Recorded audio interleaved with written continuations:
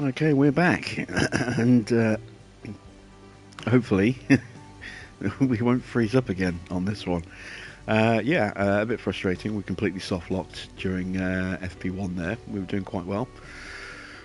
So let's head straight back and try and pick up where we left off. Let's reset the targets. So once again, we want to go super aggressive with these. That hasn't changed. That's still the same new generated target. We're going to go for the 1-2 is our finishing position. Alright, there we go. We'll skip the intro. We're in the once again, we'll put Logan back in the car. We know that the setup we put on was good last time. Doesn't necessarily mean it's going to be good this time, but we will try it and see. So 6.5, 13.5, 4.6, 3.45. We went with the slight tweak. I'm going to go with that slight tweak and see if this comes out 100%. 17 laps should be enough. Let's drop the pace down. Magnussen car setup for this car. We had a 13 rear wing on this one, so we want 7.5, 13. We went 3.7 because the 2.8 didn't work. 3.5 and a 0.45. Yeah, let's see how that works. 17 laps. Drop the pace. There we go. We're good.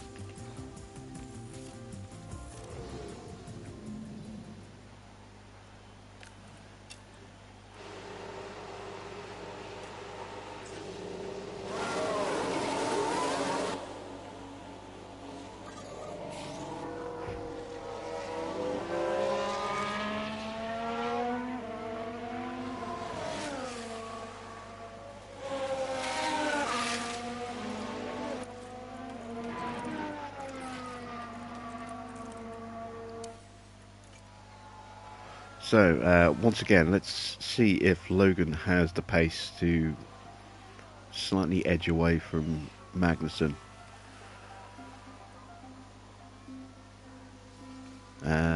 So far, so good.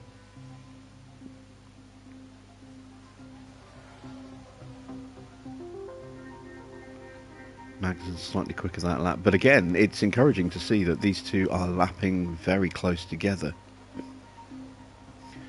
So we've put a lot of work into Logan, getting his pace stats up, and on this evidence his pace is pretty much where it needs to be, just needs a little bit of tweaking. So this means that we can start to focus in on some of the other areas.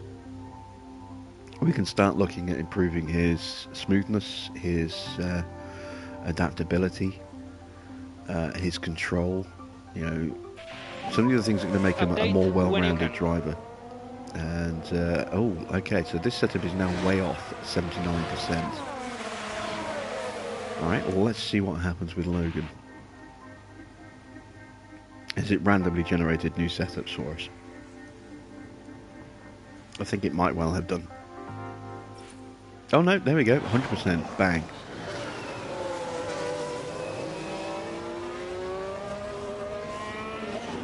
So that makes me think that maybe instead of going to a 3.7, we should have gone to a 1.9 on the roll bar on Magnussen's car. Alright, let's call Logan in. Put a little bit more fuel in his car.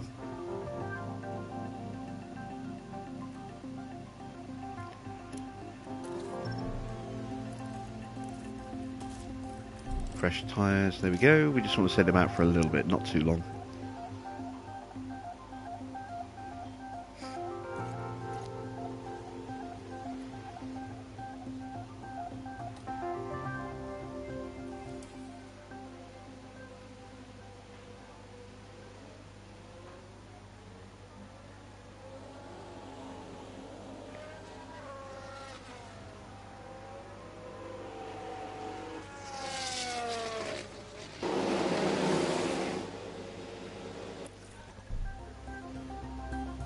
Yeah, so that should be a 1-9. Okay. Let's go to an 8.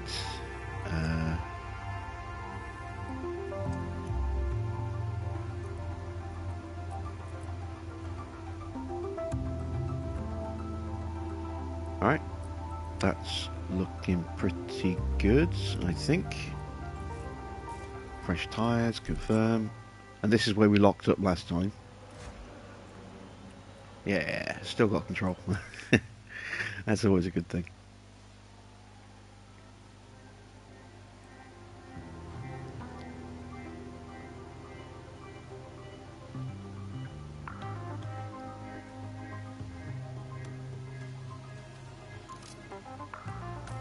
Alright, there we go. There's Kevin back out.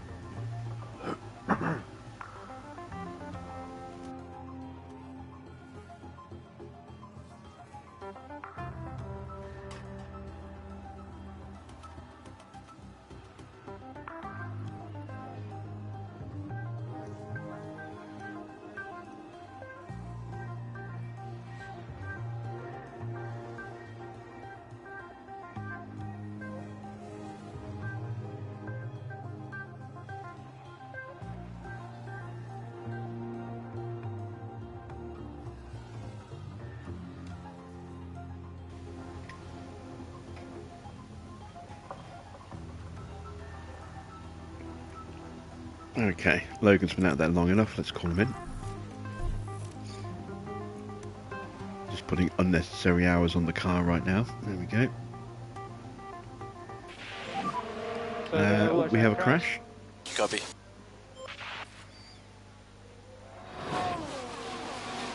Who has crashed There's been a and where? crash. Oh, Sounds it's like Yuki. a single car. We can take a look now. Now we see the Williams here. Just locked up straight to the barrier. They've lost control, and there's the crash. That's Nice going little to be a parking big job there. blow to the team.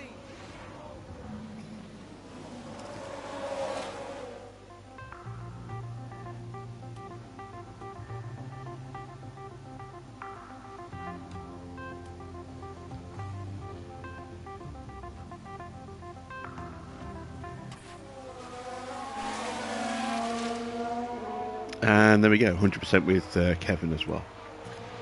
Excellent stuff.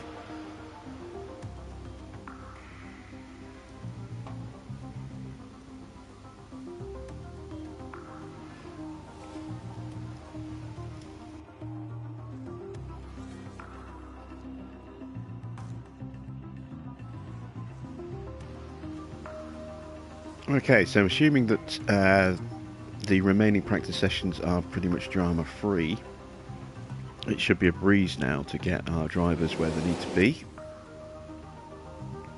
Cars are done. We just need to get their knowledge up.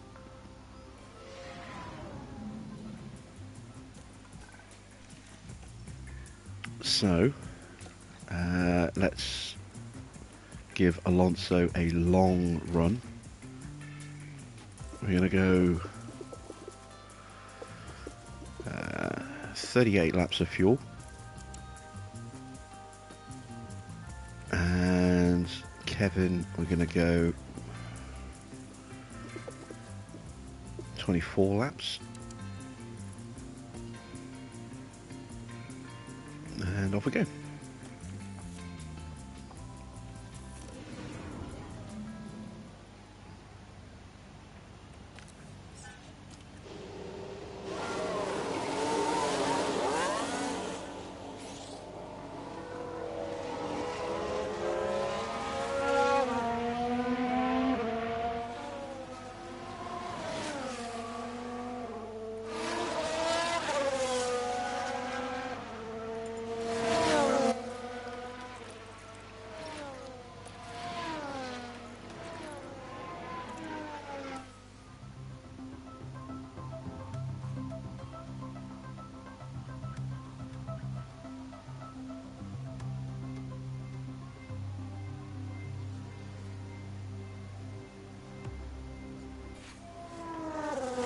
Ah, well, there we go. We've got a crash straight away.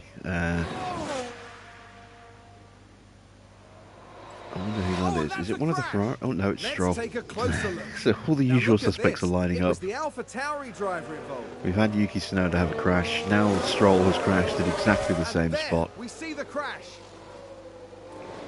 So next up will be Schumacher.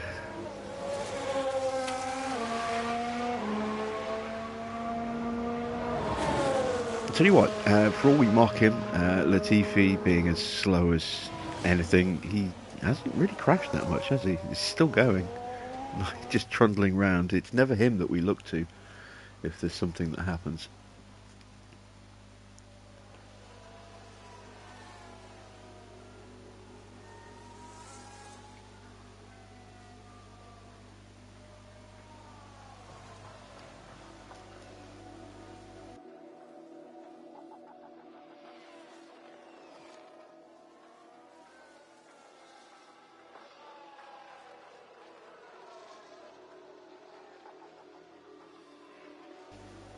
But he has somehow managed to steal an extra season.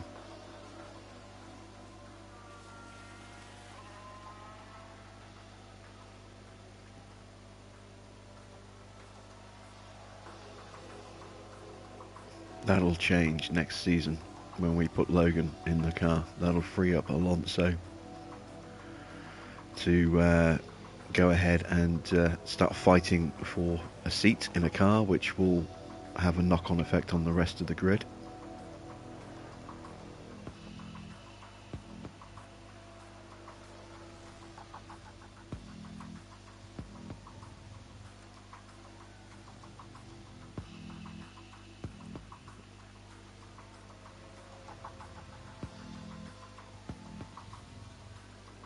Okay, car park knowledge is slowly climbing. We're up to 80%. That'll be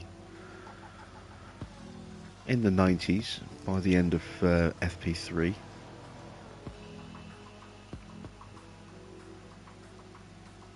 I hope. And I'm going to go ahead and call in Kevin as soon as he hits 75% on his track knowledge.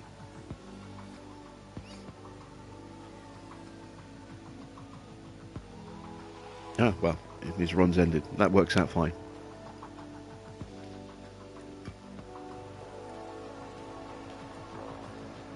So he ends up at 75, thanks to his in-lap. Excellent stuff.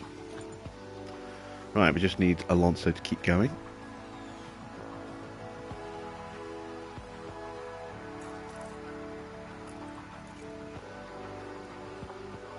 This is what we like to see. Drama-free practice sessions. At least for us, anyway. Let all the other teams have the drama.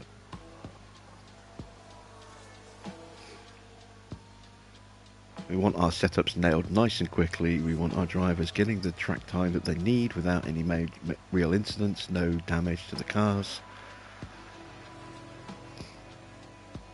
Sets us up really nice for qualifying in the race that way. And of course we are going to have a wet race to some degree.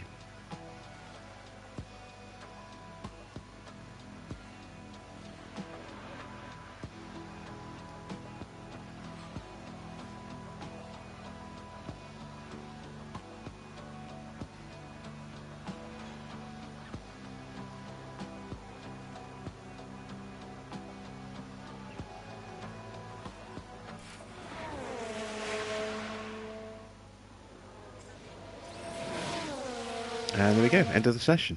Nice and simple, nice and straightforward. We got some good knowledge for Fernando there, 61%.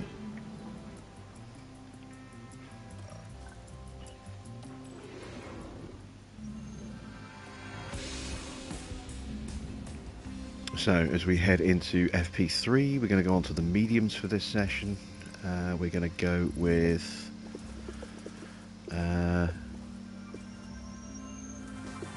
32 laps of fuel should hopefully be enough. We can always extend if we need to. We'll go with a similar run to last time for Kevin, so we'll go 25 laps. Drop his pace down and off we go to FP3.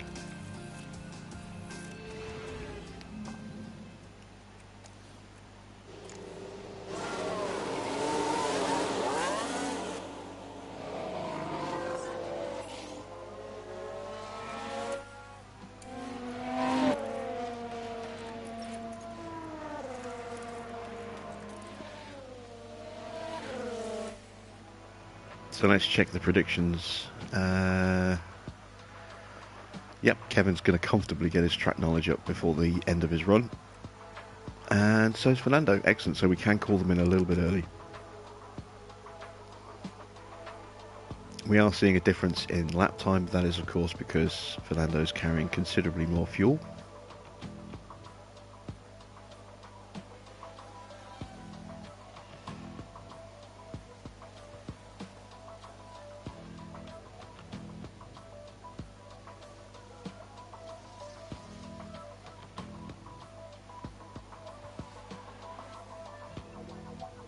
And I wonder if either of our drivers is going to have an edge over the other one this weekend, or if they're going to be pretty well balanced again.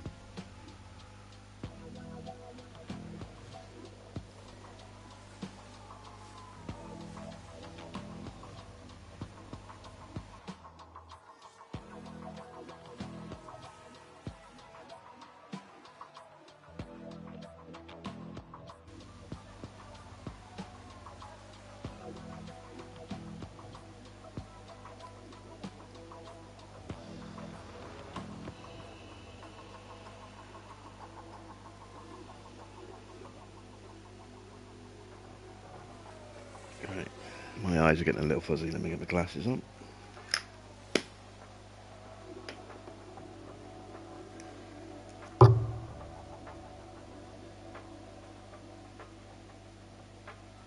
That's a bit better. There we go.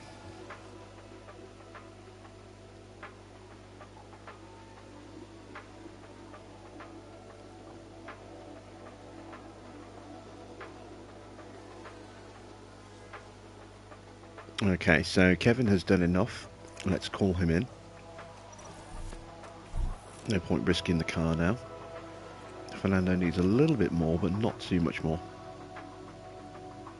Again, we could technically call him in now, but because we don't have the full car knowledge, we want to get his track knowledge up to 100 to make sure that he does get the 15 out of 15 bonus.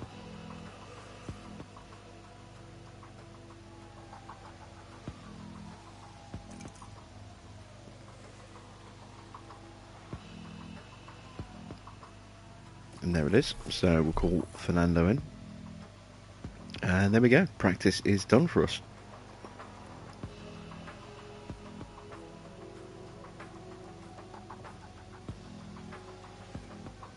That's what we like to see. Nice and hassle-free. Getting it out the way.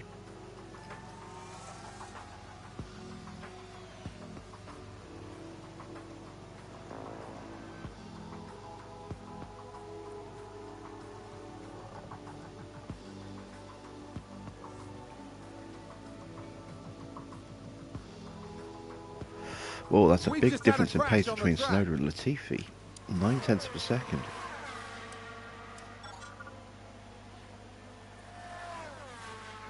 Oh, well, Latifi has crashed. We were just saying how he doesn't crash. He immediately crashes. Well, not immediately, but yeah, there we go. Oh, he's broken his front wing. Rear wing even.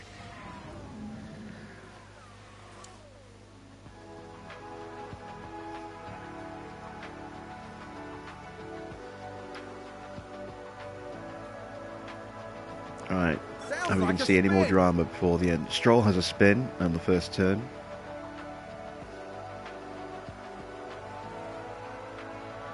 No drama for Zhou or Schumacher.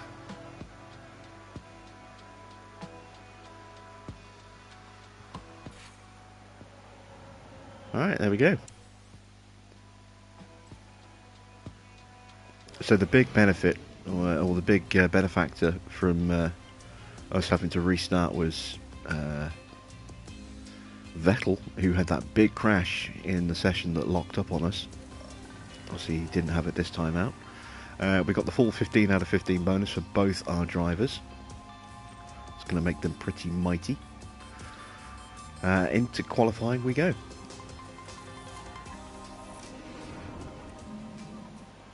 And ready attack. Radio is good.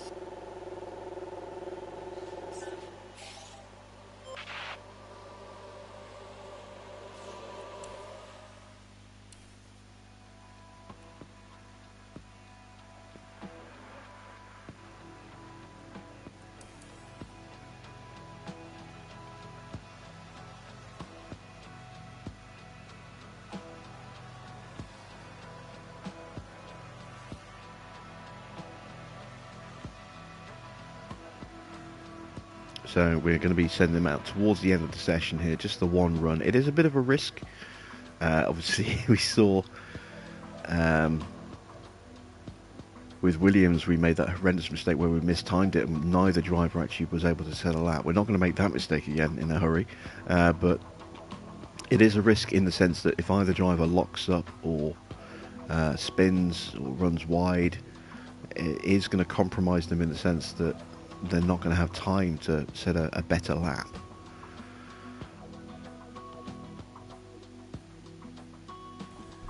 Let's send them out now. So Alonso, Magnussen, out they go. Just ahead of the rest of the field, that's good. Alonso is just behind, so we'll get him to not fight.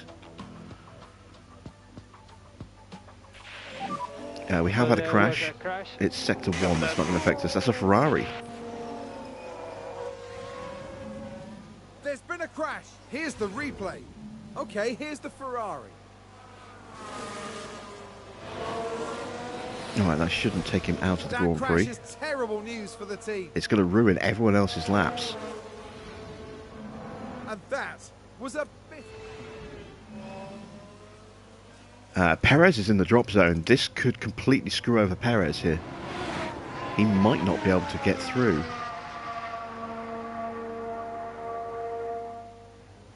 Because of that yellow flag.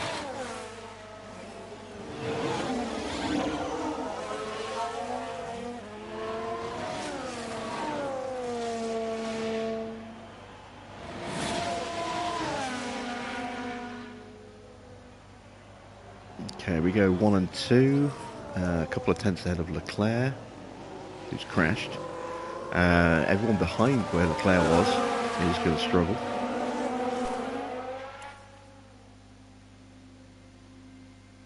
Perez just squeaks through, but if anyone improves, Hamilton improves, Perez is out.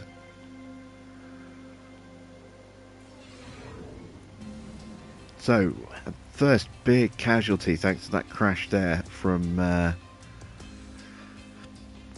Charles Leclerc is Sergio Perez, who was held up by the yellow flag, which had cleared by the time Hamilton went through. Hamilton was able to improve out of the bottom into 4th place, I think it was in the end. Not 5th place. But yeah, Perez is out.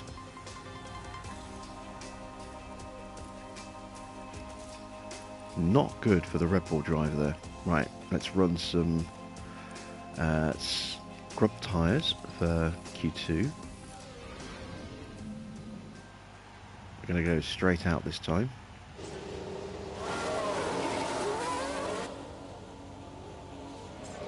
Put a little bit of space between our drivers this time.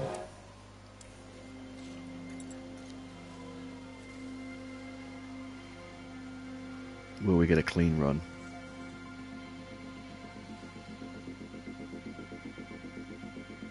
Yes, we will. That's good.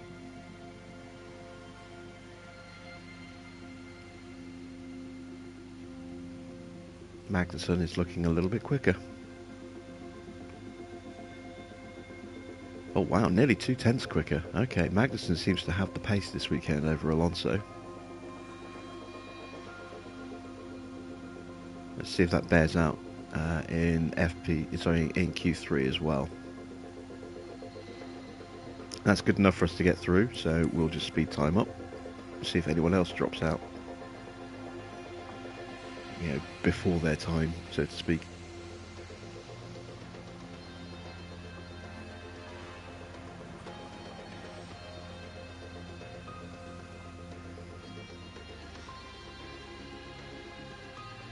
Okay, Leclerc at risk.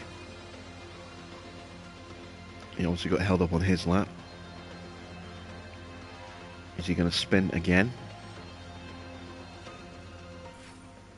Nope, no dramas so far. So he should easily get through now. And he does. So 1 and 4. Because we set our times on scrub tyres, the AI will have gone out on fresh tyres at the end there. Which is what we're going to do now in Q3. Once again, we're going to wait till the end of the session.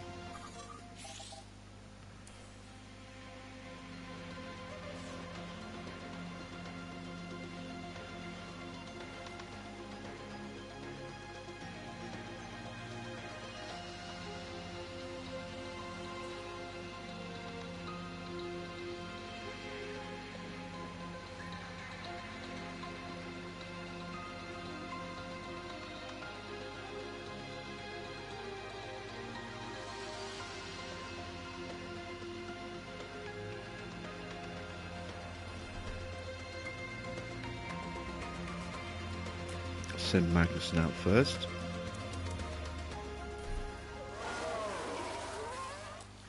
And now we'll send out Alonso. We've got enough of a gap that if anyone does have an oopsie in front of us, it shouldn't hold us up. And we'll have plenty of time to get around, I think.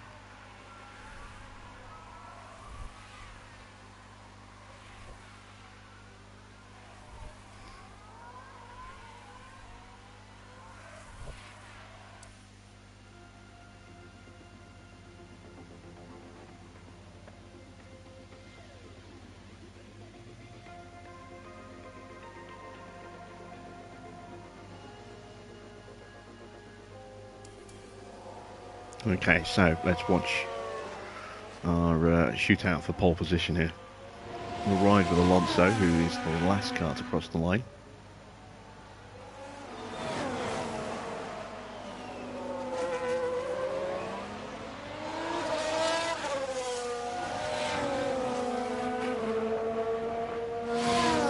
Everyone in front seems to be behaving themselves. No one's locking up, no one's crashing or running wide.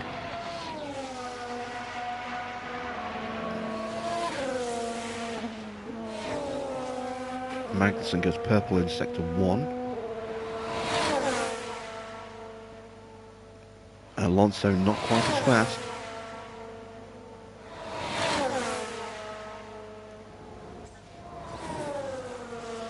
Sainz crosses the line. Gasly stays in 6th. Verstappen stays in 3rd. I don't think the AI is improving here. Hamilton is 2nd. Russell stays 5th. Norris stays 8th, no improvement. Bottas 7th, no improvement. Leclerc 4th, does improve. He goes up to 2nd.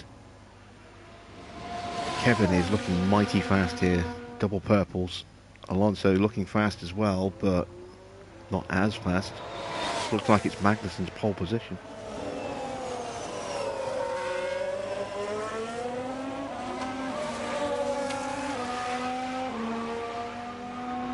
Magnussen does go pole with the 128.8. Alonso 2nd.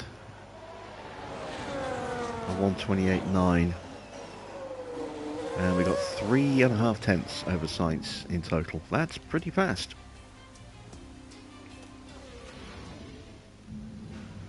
Tension continues to build here as race day begins. HAAS set themselves up for success during the race here with some spectacular qualifying lap times. It's going to be an exciting race for sure. We saw a solid qualifying performance from Ferrari, and they're sure to have their chance to push even further during the race. The weather is very overcast here, and teams are staring at the sky watching for the first sign of rain. Strategies might have to be quite flexible going into today's race. 57 laps await our competitors here in Miami, so may the best driver win. Okay, so we know we have a wet race. Where is the rain coming and how heavy is it going to be?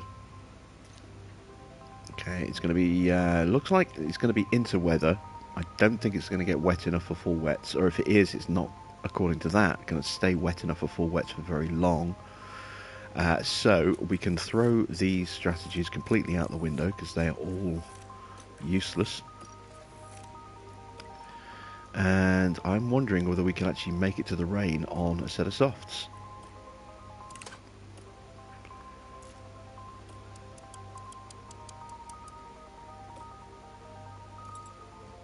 Just about.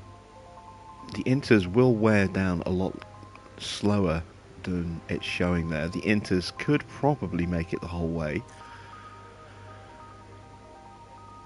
But there are a couple of points where it might dip into dry track, which would wear them out a little bit quicker. So we are going to provisionally go and put in an extra pit stop for a set of fresh inters. And we'll do that about there, about lap 37. We can always ignore that if we need to. Right, same again for Kevin, so let's delete the defaults because they're useless. And we'll add in a double stop for inters, so around lap 37. And about where the rain's going to start, which is about lap 16. There we go. Set the strategy. So we have our starting strategies. We are going to drop a lap of fuel out of the cars. And we want to push at the start.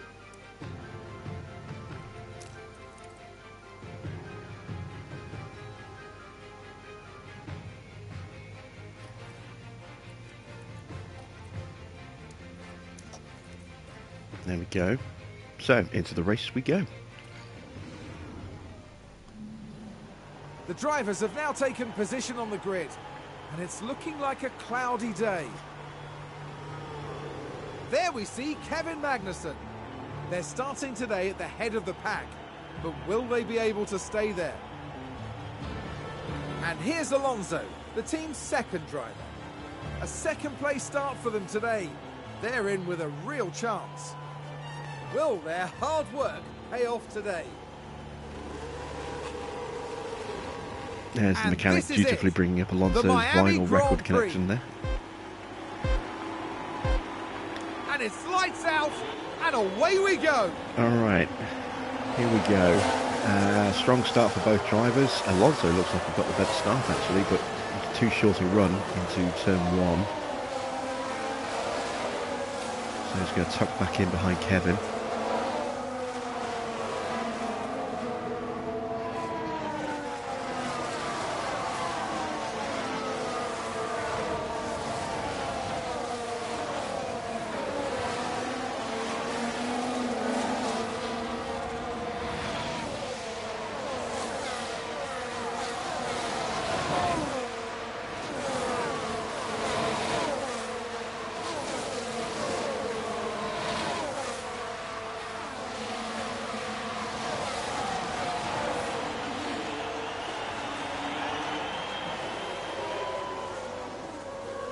Right, so we've broken the 1 second already. Let's drop the tyre pace down.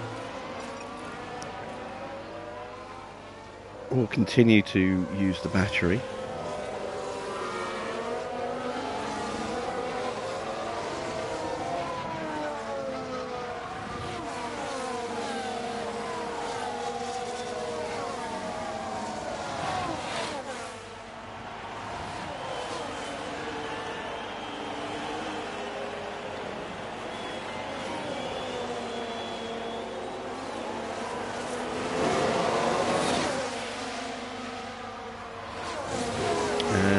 We've got a 2.5 second lead. That should be enough. So we're going to neutralise deployment now.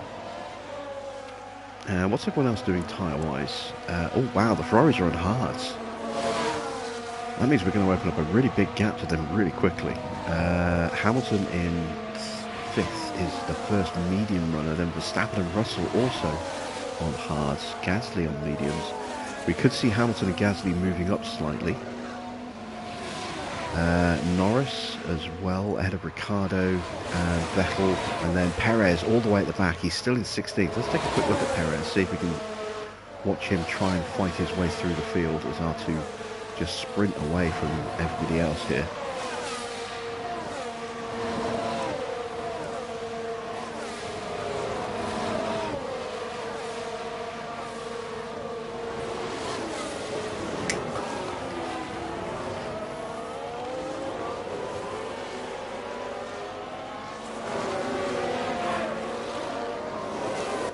Go ahead and put Alonso to recharge while he's in second.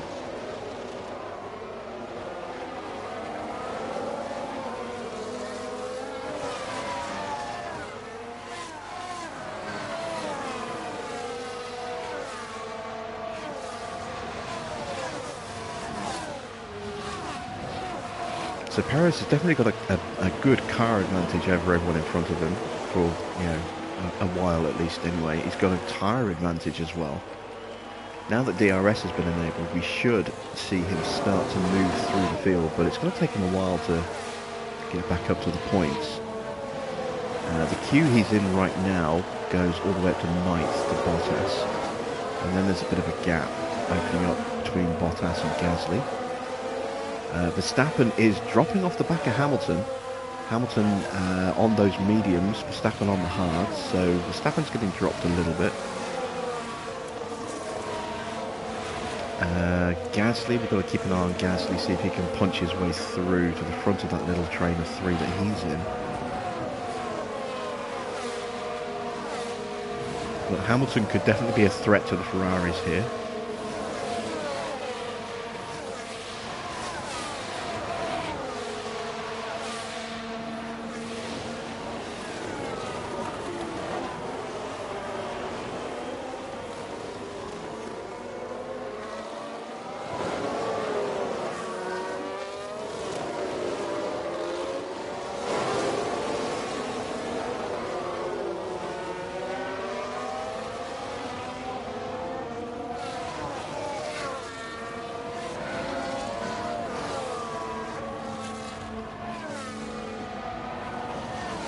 So far, no real movement from Perez.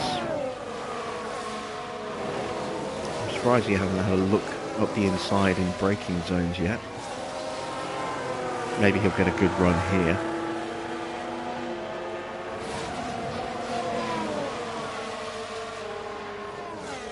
Looks like the Ferraris are side by side.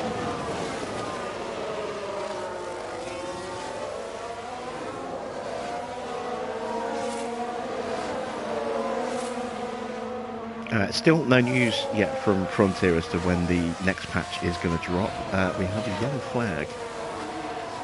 Someone running wide there. I think that was one of the Ferraris. I think that was Leclerc. Oh, did someone It was. run wide there? Let's see what happened there.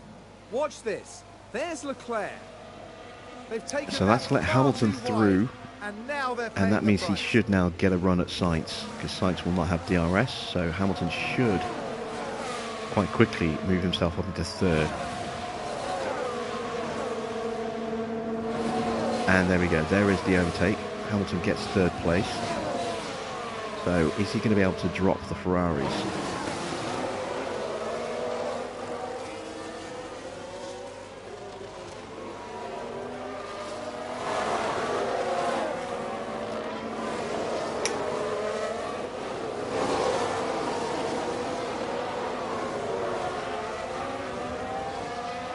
We're watching Perez, who still cannot find a way past the AlphaTauri of Stroll.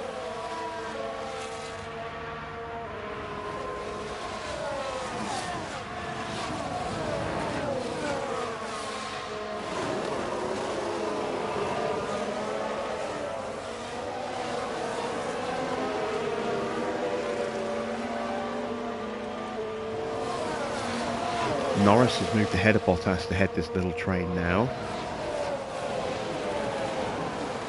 But yeah, it looks like Perez isn't going anywhere fast. So let's jump forward to Hamilton. Can he pull away from the two Ferraris? He is on those mediums to the hards of the Ferraris. We can stop charging Alonso.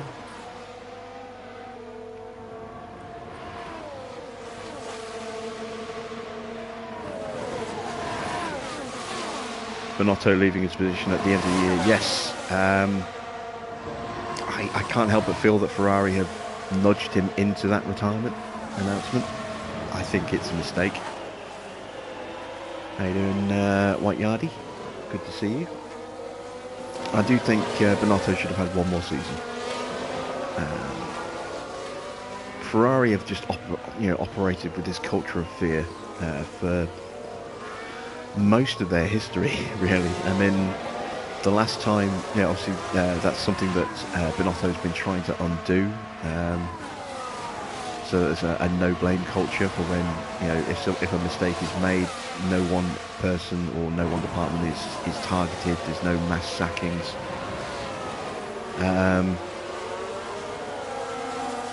That's something he's tried to undo. I can see that potentially being undone again now that he's gone.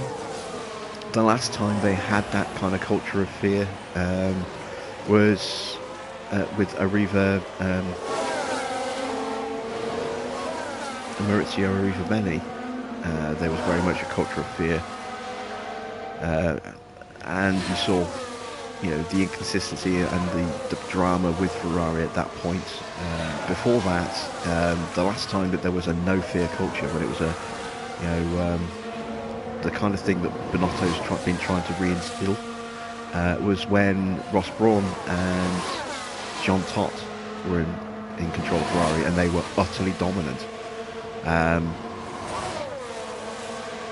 It's very much, you know, the right way to go, I think, and you know, I can see Ferrari slipping back into that culture of fear again instead of the no blame culture that, you know, he's been trying to foster.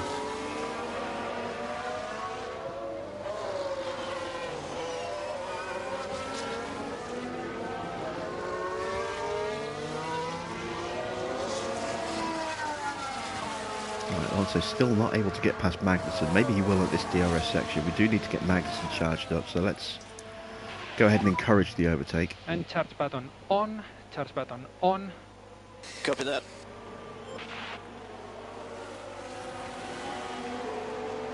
Hamilton trying to fend off the Ferraris here. He's got the tyre advantage, but he doesn't have the car advantage. The Ferrari is definitely the better car. Alonso moves ahead now of Magnussen. That's good, we can get Magnussen fully charged now.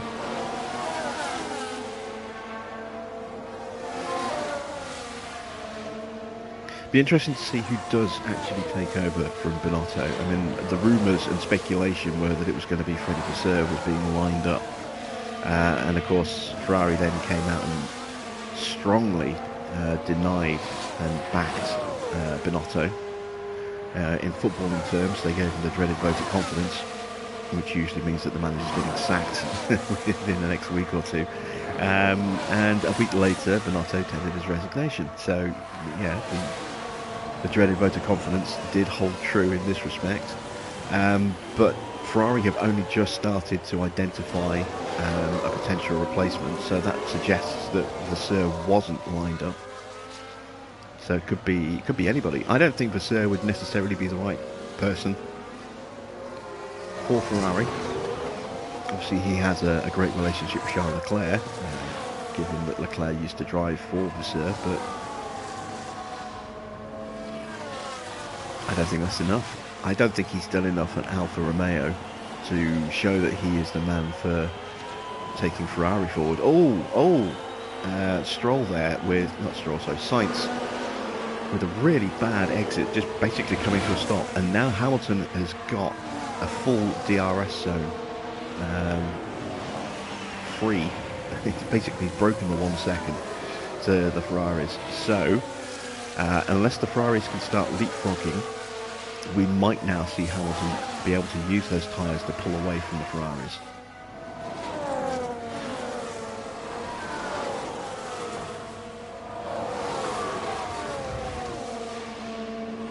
Oh, Magnussen has actually dropped off the back completely of Alonso. Let's stop him charging now. He should be fully charged. It will be charge button off. And we'll let him see if he can catch up, because we have seen Magnussen has been slightly quicker than Alonso through quali. So we'll not intervene for the moment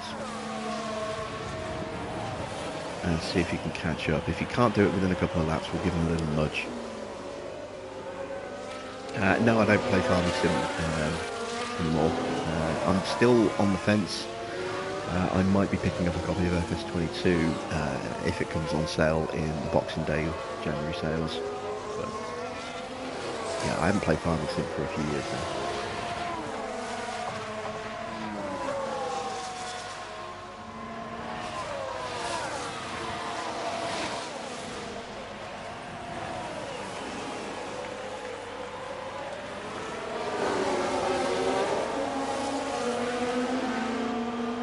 Magson's pulled a 10th back and does look to be now within 1 second, just.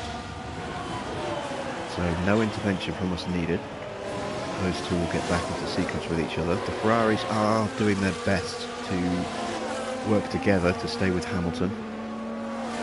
Let's take a look at lap times. You can see Magnussen 0.3 of a second faster than Alonso that last lap. He definitely does seem to have the pace edge this weekend. We know we've got rain coming as well. I should probably go ahead and just protect the tyres a little bit.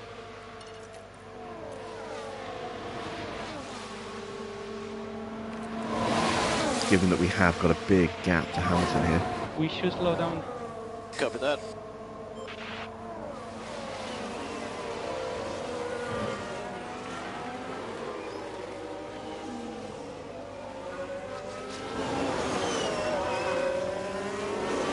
And let's take advantage of this pace that we've got over the field by saving some fuel as well.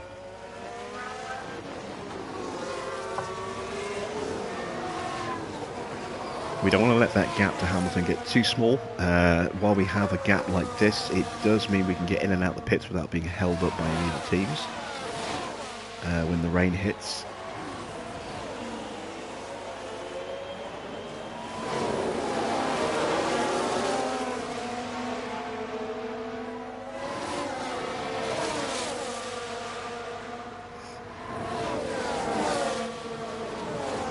Verstappen has definitely dropped back, as you can see. He's got Russell and Gasly still trying to find a way through on those mediums against Russell and Verstappen's hards.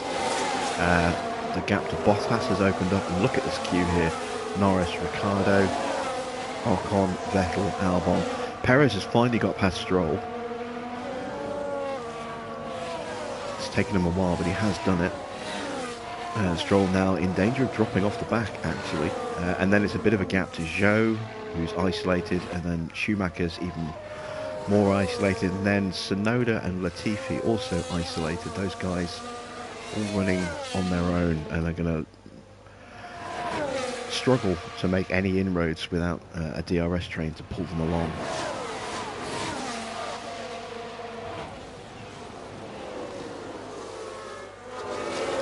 Oh, and the Ferraris have now caught Hamilton.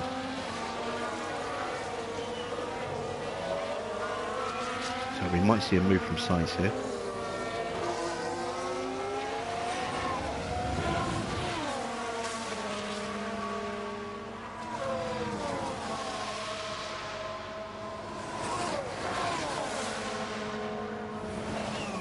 It's eating that gap up. Look, there we go, right on his gearbox now. Always see Sainz try and make a move into turn 1. DRS will open, there it is. There's a look at going around the outside.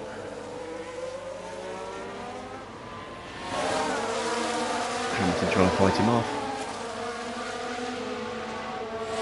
And I think he'll just about do it, yep. Good defence from Hamilton there. Had the traction. Magnussen's back in the lead of Alonso, who does not seem to be able to beat Kevin as things stand tonight. Of course, as the rain comes down, that will definitely swing the race to Alonso's favour. He's got a better adaptability rating than Kevin, so he should be quicker on the wet.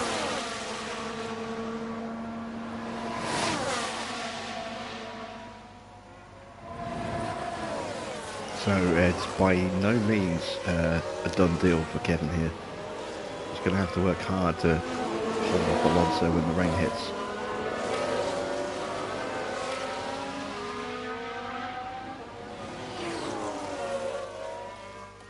Gasly still cannot find a way past Russell here, who's all over the back of Verstappen.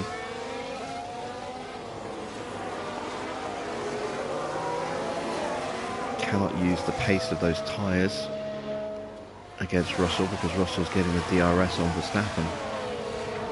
And she goes through. We've got a lock up, and that is, I think, one of the Ferraris. No, it's Hamilton. It's a crash. I think he hit one of the Ferraris, maybe. One of the Ferraris hit him. Let's have a look. Definitely a Ferrari involved. Let's have another look. Sainz is the focus here. Yeah, Hamilton locks up and he hits the back of Carlos Sainz. And that caused a lot of damage. So, pit stops for both Sainz and Hamilton. That looks like mediums for Sainz. Hamilton, with that penalty, has to sit for 5 seconds. He's going on to hards. And that's a front wing change as well. There he goes. So, their races both ruined. Although, you know, the rain will potentially bring them back into contention for points. They're a long way back right now. Perez now up to 13th as a result of that, but still hasn't gained any more actual positions on track.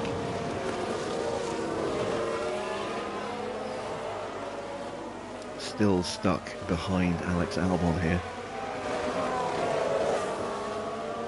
And given the queue that he's in here, it's unlikely he's going to get much progress made before the rain comes, which is only a few laps away now, according to predictions. Maybe four laps away. Maybe less than that. We haven't had the warning from the pit crews yet about wet weather.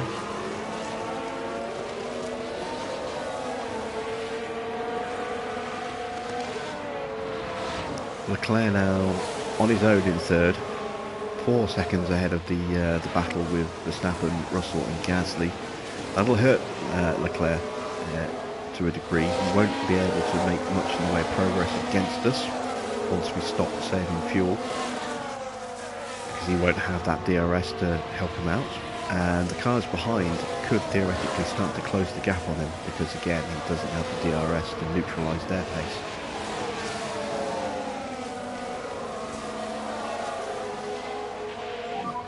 There is some rain coming. And there we go, there's the wet weather warning.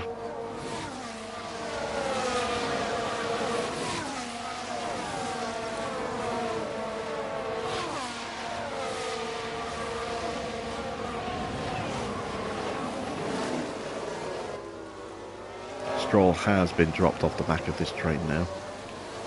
We saw that coming.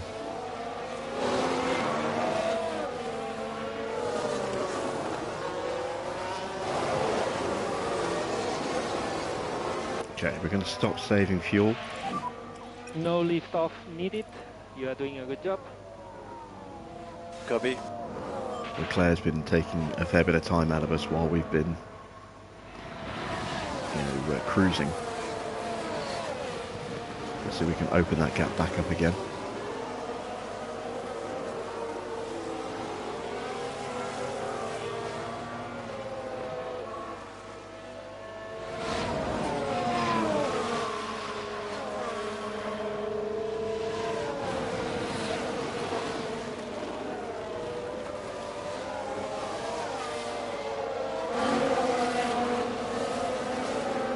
Let's keep an eye on our front drivers actually. We haven't had a look at them much so far this race.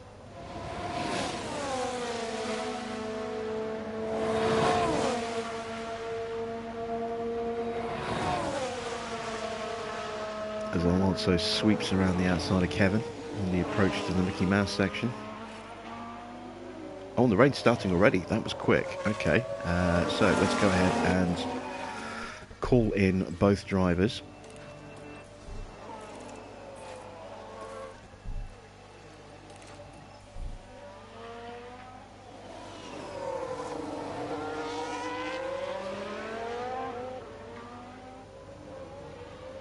So the real question now is, how hard is it going to be for us to make our way back through the field?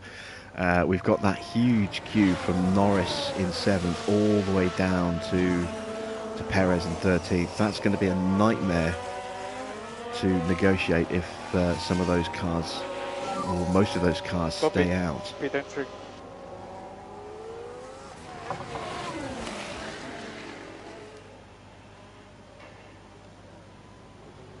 See all the pit crews coming out now. Leclerc is staying out, which means Sainz has been given priority. Oh, that's ruined Leclerc's race as well now.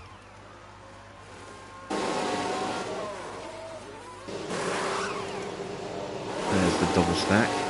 Some of these cars are definitely diving in behind us, some of them aren't. Perez is having to stay out.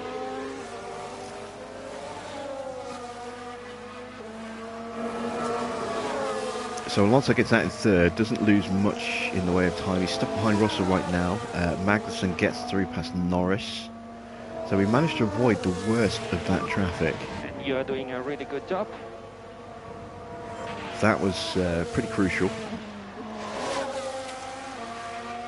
Is that a new race position for Haas?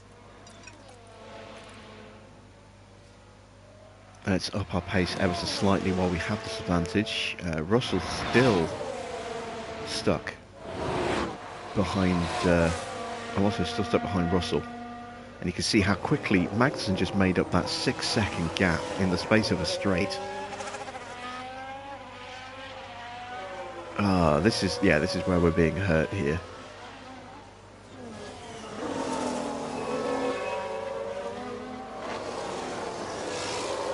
Look how slow we're crawling through here. Those soft tyres, or, you know, those hard tyres, those slicks that Russell is on. Very much the worst possible tyres here.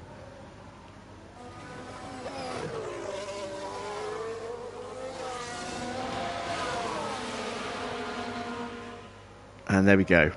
Both our guys are going to get through. But we lost a huge amount of time there. We should gain very quickly on Leclerc before he dives into the pits. There he goes. Keep working like this. And just on that one little bit of straight that we had there, we pulled out 2 seconds on Russell. So we're not as far ahead as we could have been, or should have been. But we are comfortably ahead. Verstappen's going to come out comfortably in third place, I think, here. So a poor start from Verstappen has seen him move nicely into third. Leclerc, is he going to get out just ahead of everyone else? I think he is. Just ahead of Gasly, Albon, Bottas, Ricciardo, Zhou, a little bit further back. But yeah, that little gaggle of traffic there, just getting out ahead of that was crucial for his race there, because with no DRS it would be a lot harder for him to overtake.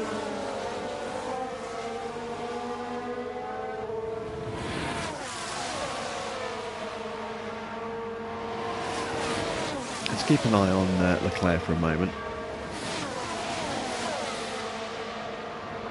Let's see, Perez is down in 15th place. So he's lost out big time there. Sainz down in 11th. He has recovered some positions by being the first one to pit, but he's still a long way off. Where's Hamilton? Hamilton's still down in 19th, so he was obviously held for Russell. Or was he? Maybe not. I'm not sure actually. They might have both pitted on the same lap, given how far apart they were. But we've gone from having a 6.5 second lead over Leclerc to now having a 14.5 second lead over Verstappen. Verstappen's going to be quick in the wet. Is he going to be able to catch us? I don't know. Alonso has the fastest lap, and it looks as though it's probably going to stay wet for the rest of the Grand Prix, so he will probably end up keeping the fastest lap.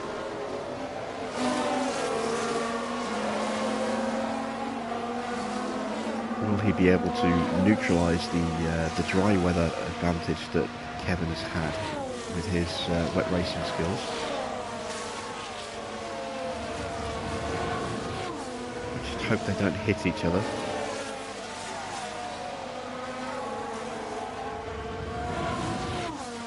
Hopefully one of my drivers can get the win. I'm expecting a dominant 1-2 here. I'll be annoyed and angry if we don't. I am going to go ahead and drop their pace back down again. If we can stay out on just the one set of tyres without the need to pit again, that would be preferable. But we have got that second set of inters lined up for about halfway through if we need it. And you can see Leclerc's pace now. He is pulling away from Gasly, so he's broken clear of that traffic now. He will start to move up onto the back of Verstappen, who isn't gaining.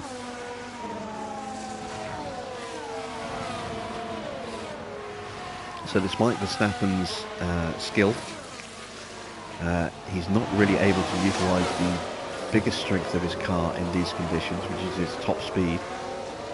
The rest of his car is not fantastic. It's definitely trailing to the Ferrari and most definitely trailing to us.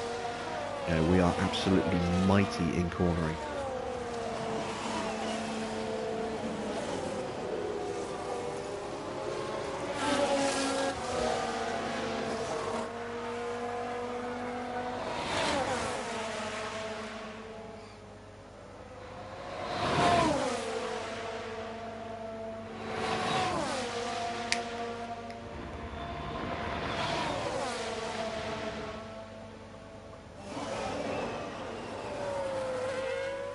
You say hopefully because anything can happen in this game. Yeah, well, we've seen teammates make mistakes before. We've seen them hit each other. That would not be good. It would be pretty disastrous. We've got a nice healthy 15-second gap. So if anything does happen, then at least we've got a bit of a cushion to eat into. But yeah, we want to avoid any drama if we can. If they do end up having an issue with each other, then I will immediately slap team orders on them and tell them to stop it.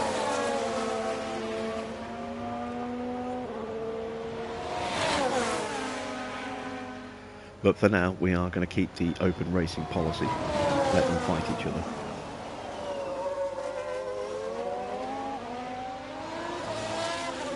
Right, Hamilton's still down in 19th place. He isn't really making any ground on Schumacher. I'm thinking Hamilton's got some significant damage to his car. We know he had a front wing change, but I'm guessing he's going to have chassis or suspension damage as well.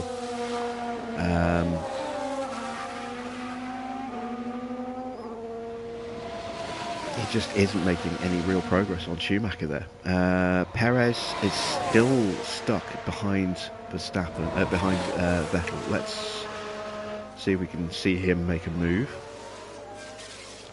Sainz, is he making progress on Zhou? Don't forget he was also hit. The gap is 4 seconds at the moment. Has he got significant damage to his car as well? He does seem to be gaining on Zhou.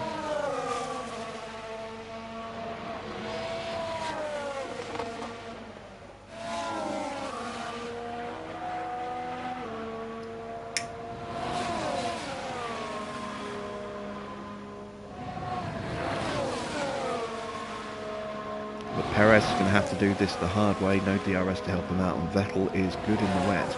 Very good in the wet.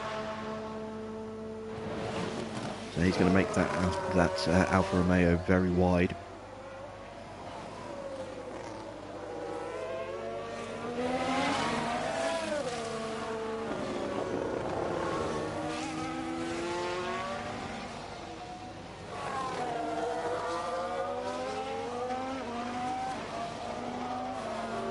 Leclerc is hunting down Verstappen. He's got the gap under 3 seconds now.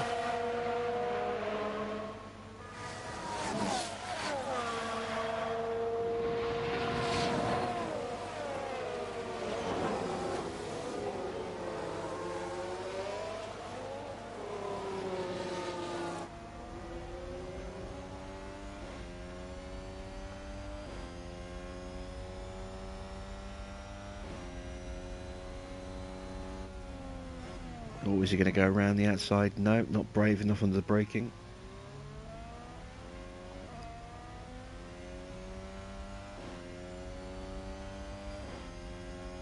We're coming up to lap Latifi.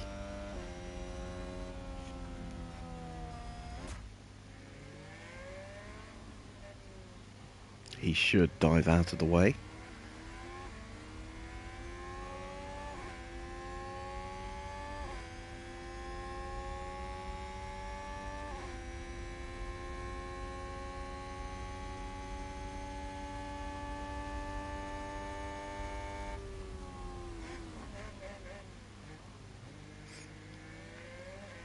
And Alonso is actually running with a slightly worse gearbox at the moment. His gearbox has dipped into the below 40% range, where it's now affecting his acceleration, but in these conditions he's still able to keep Kevin behind him relatively comfortably.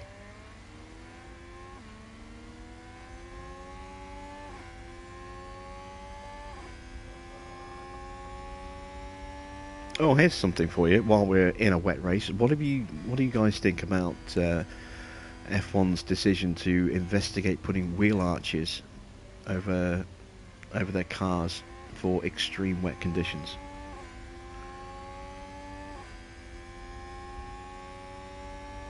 It would be the first time that F1 has not been open wheeled since the 60s.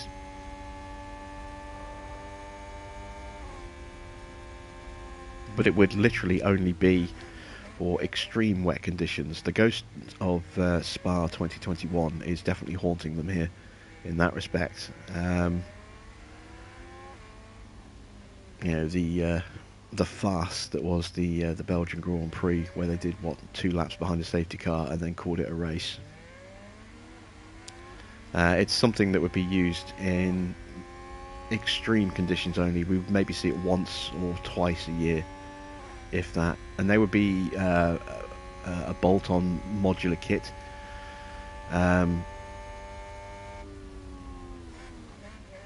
There's a couple of different ways they could do it. They could make a standardized part, which I think would be the wrong thing to do, because that would affect different teams in different ways. What would be better would be if they created a set of strict yet with some flexibility in them guidelines to allow teams to create their own covers.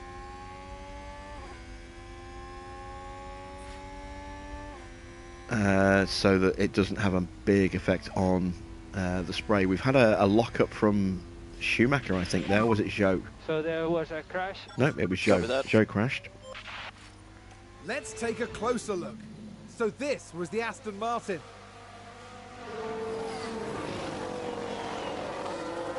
And there we see the crash. They didn't do this years ago, calling off races because of a drizzle. Don't think it will look right, shouldn't mess with it in my opinion, keep it how it is. Yeah, I mean, from a visual perspective, I would much rather we didn't have those, but one thing that has been very apparent is that the spray this year has been considerably worse, and it's because of the Venturi tunnels under the car. They're throwing up even more spray, and the thought is that it's the diffuser that's throwing all that into the air. So I don't know how much good wheel covers would actually do. The wheels obviously are throwing up a fair bit of spray, but the biggest problem seems to be coming from the water being rushed through the Venturi tunnels under the car and then spat out the back of the diffuser, which is creating massive amounts of spray. Visibility has been horrific for drivers this season. Something does need to be done, otherwise we are going to have a situation on a regular basis where races are being red flagged and big delays and then not getting full distance racing. But I'm not sure what they can actually do. I mean, the wheel covers will help, but if the biggest problem is the water being sprayed up from the diffuser, that means that maybe they need to look at changing the regulations for the diffuser itself.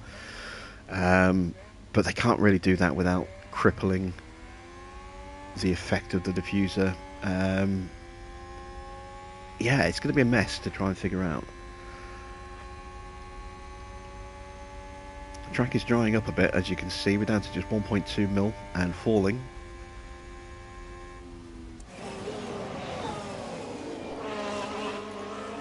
We are in this window where you can see we're going to get a little bit of rain stoppage before it starts again.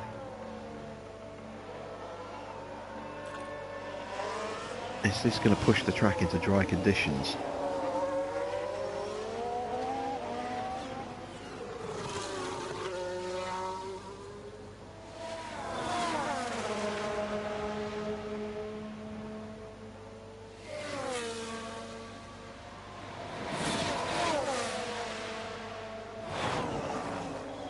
And there we go, the track is now dry. We're looking at 3 minutes of dry weather. I'm wondering whether or not I should box for a set of softs for 3 laps.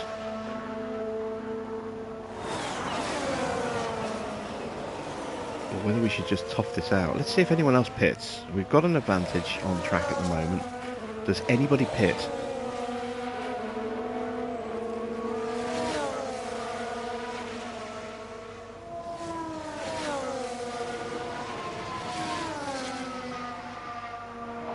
Oh, nah, it's going back up.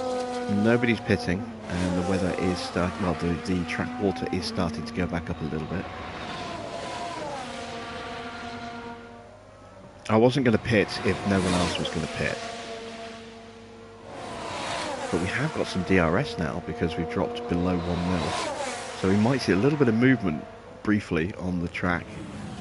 And there we go, DRS will have switched off again now. But is that enough to get Magnussen through? It is. Magnussen has capitalised on that little bit of DRS.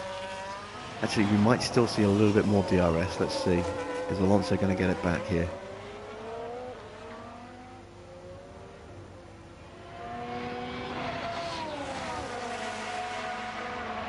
No, DRS has been deactivated again. So it activated below 1 mil. And as soon as it hit 1 mil, which was when Kevin was making his way past, it switched off again. Conspiracy theorists will start shouting that it's rigged against Alonso.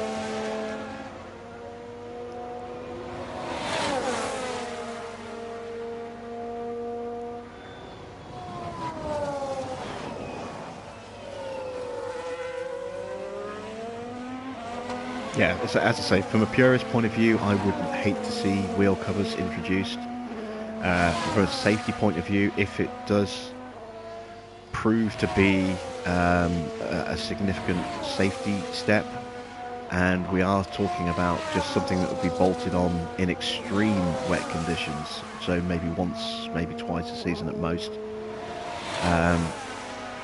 then I wouldn't necessarily have a problem with it. It would take some getting used to. You know, from a spectator point of view, to see cars with wheel arches, it would feel wrong, but from a safety point of view, I mean, look at the halo. I mean, we were all, you know, again, well, not all, but a lot of people were against the halo when they first introduced it. They said it looked ugly, it ruined the look of the cars. Now it's been part of the car for so long we don't even really notice it, and it has been very effective. We've seen it save lives in real time, so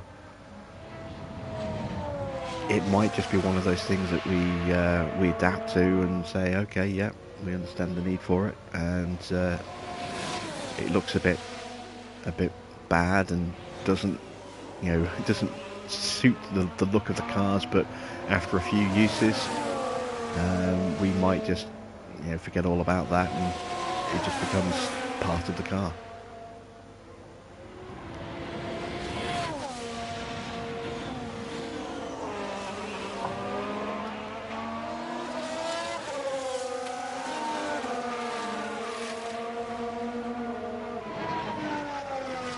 Right, how's our tyre wear doing? It's doing okay. We are ahead of prediction. I still don't think, though, that this wear rate will be enough to get us to the end. It's going to be tough.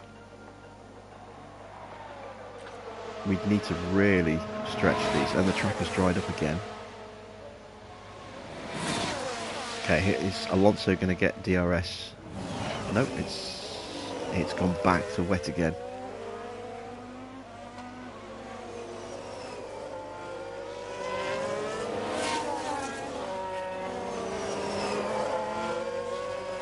We are keeping the gap to Verstappen, who's got Leclerc bearing down on his less than 2 seconds now, or it was briefly.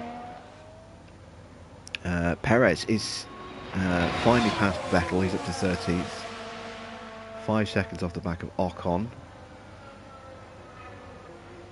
Albon is still leading that little train now of him, Bottas, Ricciardo and Russell, and Sainz has caught the back of that train as well. Albon again having another good race. Hamilton is on the back of Schumacher and has been for quite some time now, just not able to find a way through. Again, I think Hamilton must have some damage to his car, or else he should have made that pass already.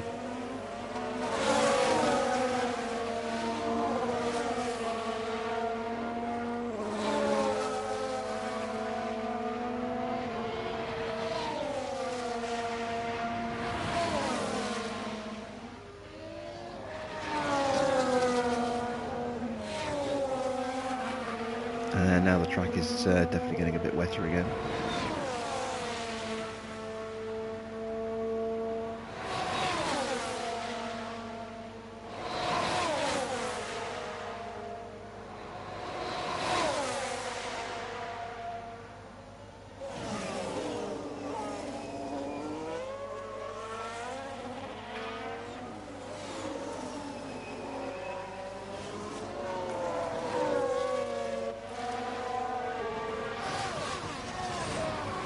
Ride on board with Carlos Sainz for a couple of laps, as we see Russell shaping for a move on Ricciardo in front of us.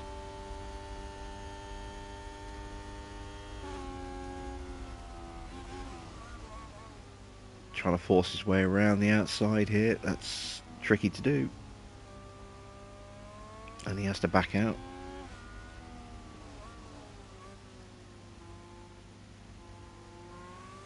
Bottas has got past Albon, but he's right up there again though, still in that queue.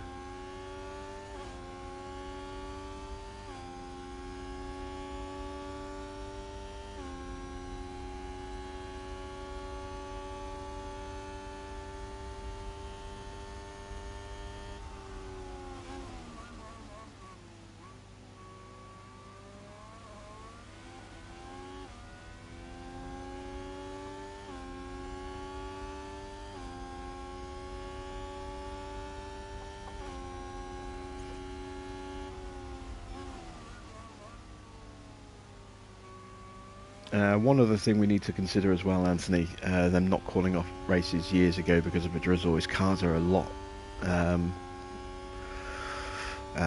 more aggressive with power delivery than they were back in the 90s. You know, with these turbo hybrid engines, you know, they're generating 1,000 brake horsepower. Or up to 1,000 brake horsepower out of a 1.6 litre engine, which is insane.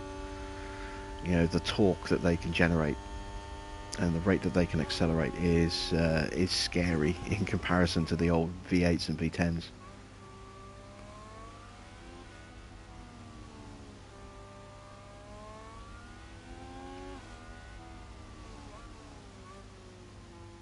They're a lot heavier as well, so they're a lot harder to stop if something goes wrong. They've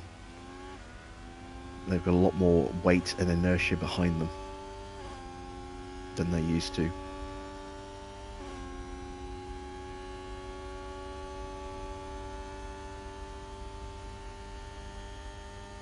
And they ride lower to the ground, which makes aquaplaning a bit more of a risk as well. So, yeah, I mean, it's very difficult to compare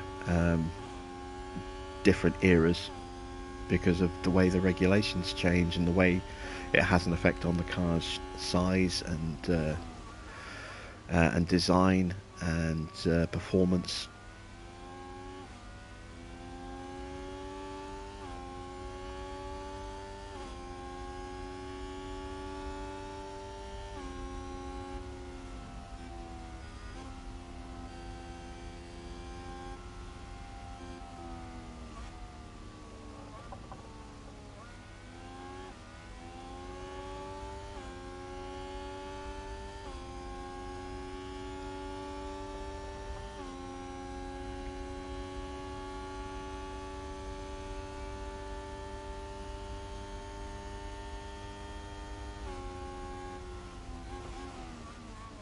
And Sainz just completely unable to find a way through here, but Leclerc is almost within striking distance of Verstappen here.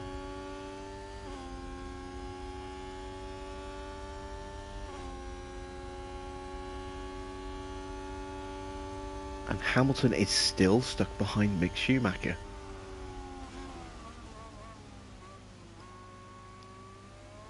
Perez does not seem to be making huge gains on Ocon. Let's take a look at lap times. Is he actually closing in? Let's see. No, he's lapping what, 0.2 of a second faster. It's going to take him a while to close that 4-second gap down. Perez not having a good race. You see Leclerc been lapping nearly 0.4 a lap faster.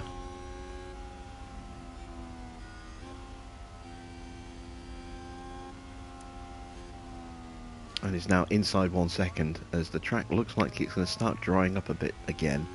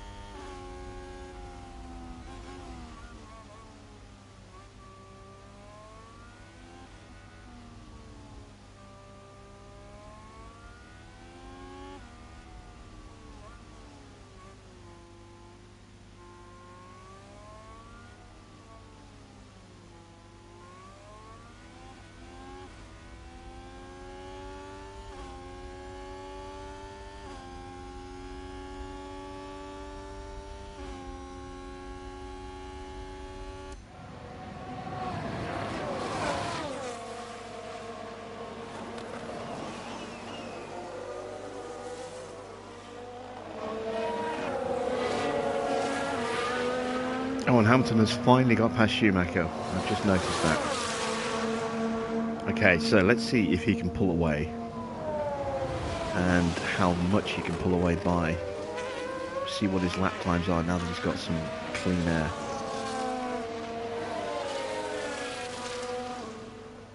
And then we can try and figure out just how much damage there is on that car.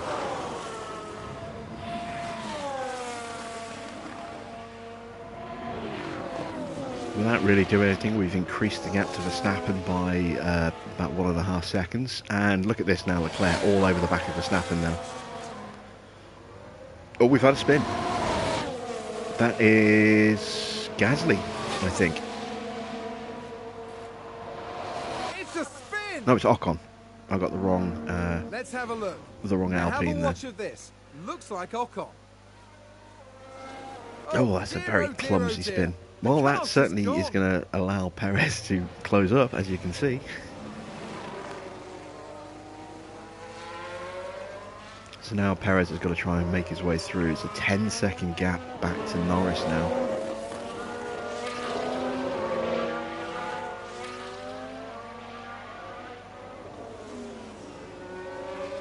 Albon starting to drop back a little from Bottas.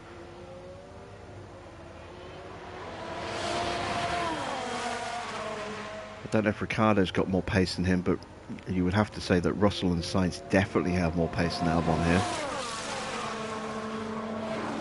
And yet they can't do anything about it yet because Ricciardo is in between them.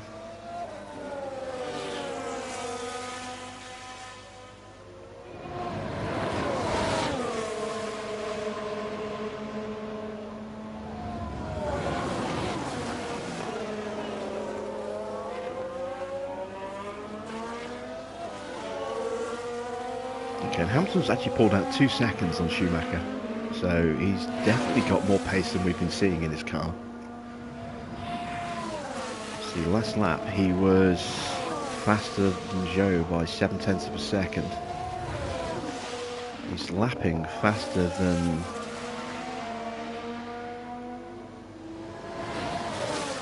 everybody except the leaders, actually. He's lapping faster than Alonso. He's on pace with Magnussen here. I mean, we know Hamilton is supremely quick in the wet. So the fact that he hasn't been able to get past Schumacher until just recently is quite a surprise. But yeah, last lap, a 1:39.4. He does a 1:40.1 this time, so he obviously has no slipstream to help him this lap. But that is still faster than almost everybody else. And then we've only got 4 cars in the 139s. And Leclerc, I completely missed it while I was looking at the lap times. Leclerc did actually get past. I didn't see that happen. I was too busy looking at the lap times. Where did he make the overtake? Was it going into braking for the Mickey Mouse?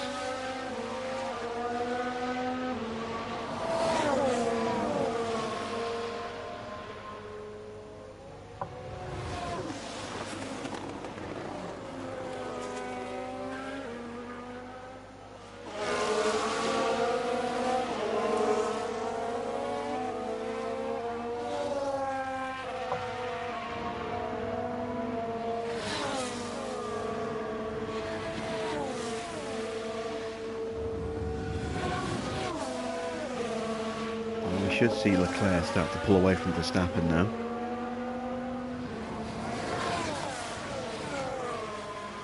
I don't think Max is going to have an answer. Alonso's still not able to get past Kevin here.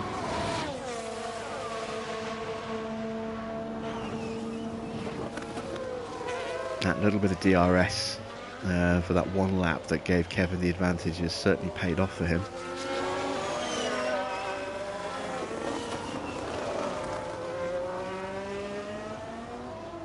Take another look at tyres. We're at 64% on our tyres so far. It is touch and go. I mean, they might just about make it, but I think the smarter move would be to box for a new set of inters for the remaining 20 laps or so.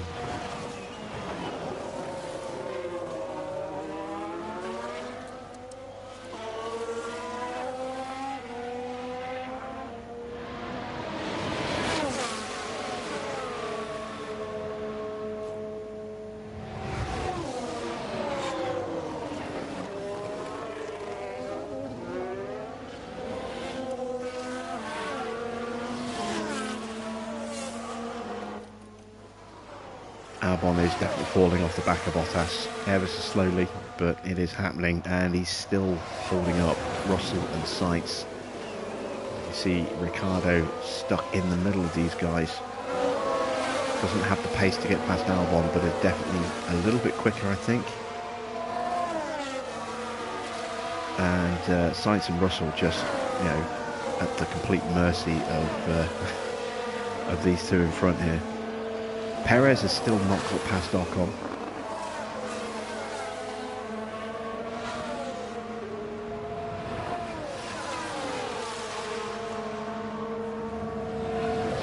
Although it is looking a bit close this lap.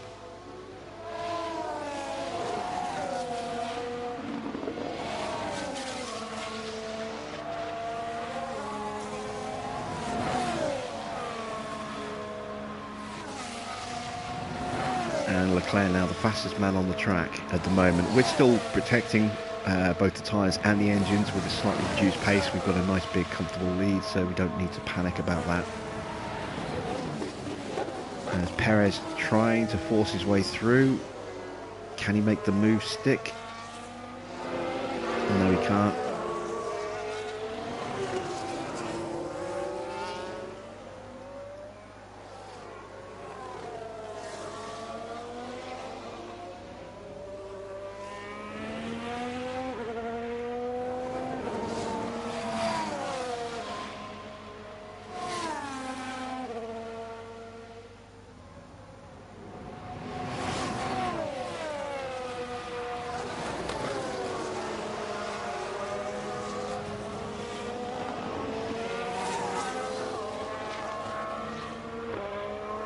So let's see, a pit stop now is going to bring us out behind Leclerc and Verstappen, but it will be ahead of Gasly. It should be ahead of Gasly. I think 20... Yeah, it'll comfortably be ahead of Gasly. It's just a question now as to when we make the stop. whenever we do make it, we should start to close back in on Verstappen and Leclerc. We will have a significant grip advantage. Let's take a look at the rest of the field's tyres, actually. We do have better tyres than pretty much everybody on the field except Zhou, who had that crash. His tyres are at 72.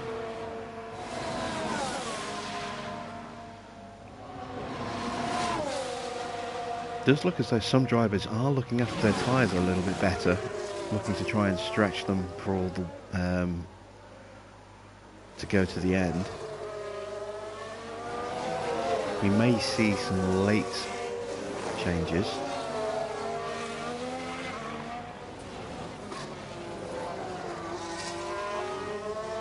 But you can see we've definitely got better grip, or a better wear rate than the majority of the field here.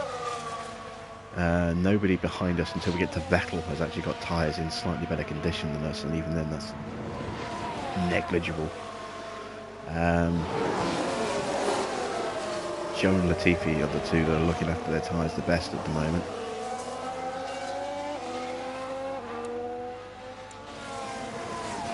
And Verstappen now nearly 2 seconds behind Leclerc, who's definitely pulling away, but not really gaining on us, so it's more a case of Verstappen is just dropping away.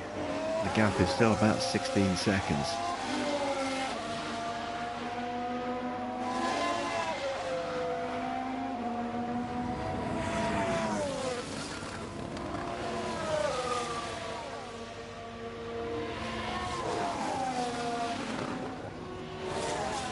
See the sun trying to shine through the clouds a little bit there. It looks as though the track is drying up again.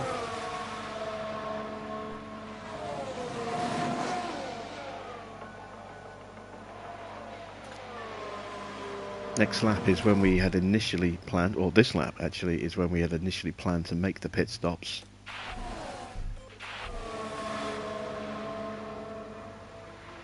And I am going to go ahead and I'm going to call them in. So let's start with Alonso on this lap. We'll delay Kevin for another lap.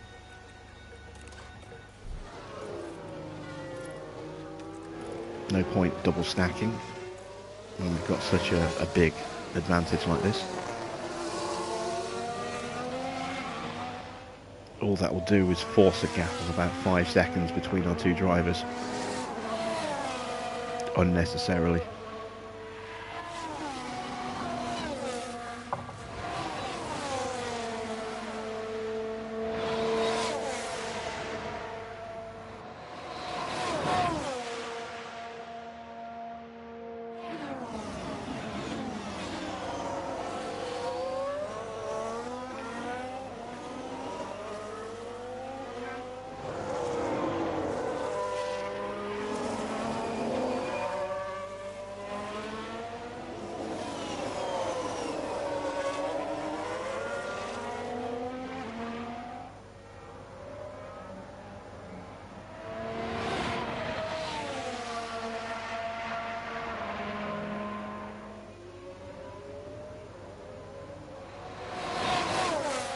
Alright, Leclerc has gained about half a second on us since I last looked.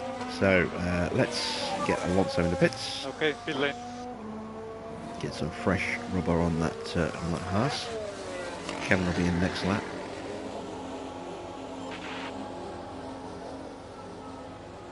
We probably could have stretched these tyres to the end, but I'd rather have the better grip. Because it means if we do need to push for whatever reason, we will be in a much stronger position to be able to do that. I do still think some cars are going to pit with about 15 laps to go, 10 laps to go, maybe. As we're going to come out right behind Verstappen, who's now nearly 3 seconds off the back of Leclerc. We should theoretically be able to get past Verstappen pretty easily here.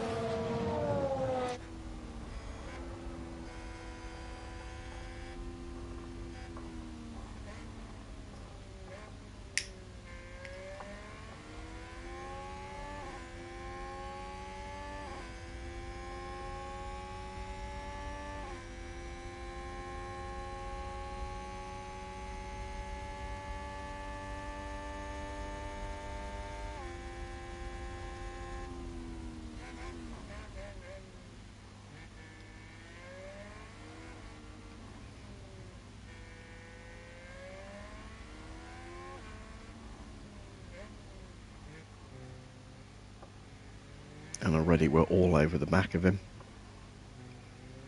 Can we get him done this lap? As Magnussen pops into the pits.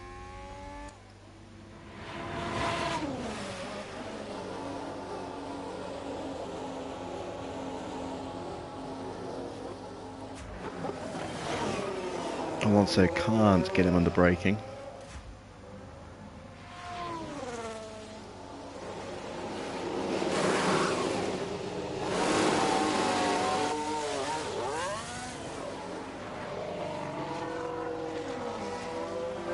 And Magnussen's going to feed out right next to this battle. In fact, he actually gets out ahead.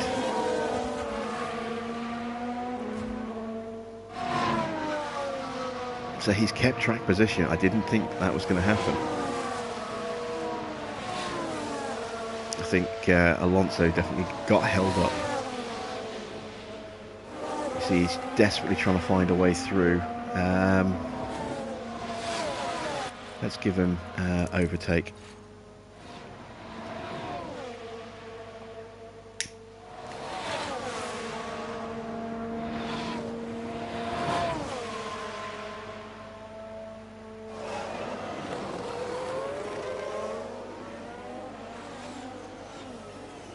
Just going to swoop his way through on the inside there. Beautiful move.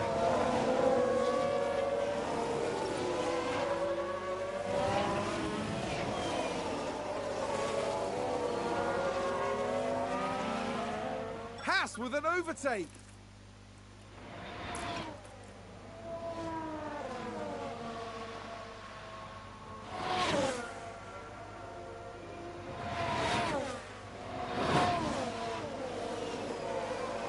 And that is the first non-Haas to Haas overtake for position that we've had to do, really. You know, I mean, the earlier passes when we were on slicks, so when we were on wets and everyone was on slicks, don't really count because they had to pit. That was the first full position, you know, proper full position pass that we've done that wasn't on another Haas.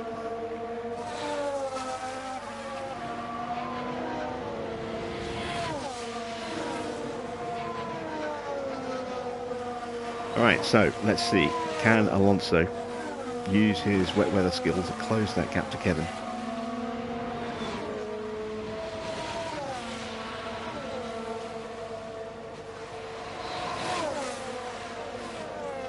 We've got to close down and pass Leclerc.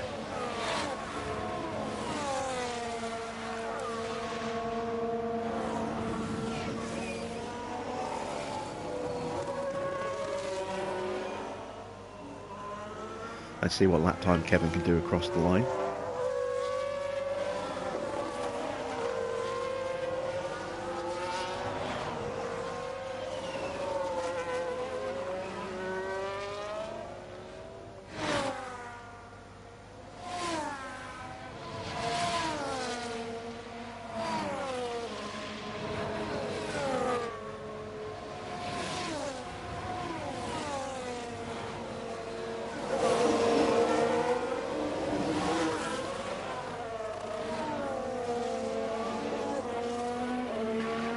And Verstappen pits. Okay, so they're pitting a little bit earlier than I was expecting.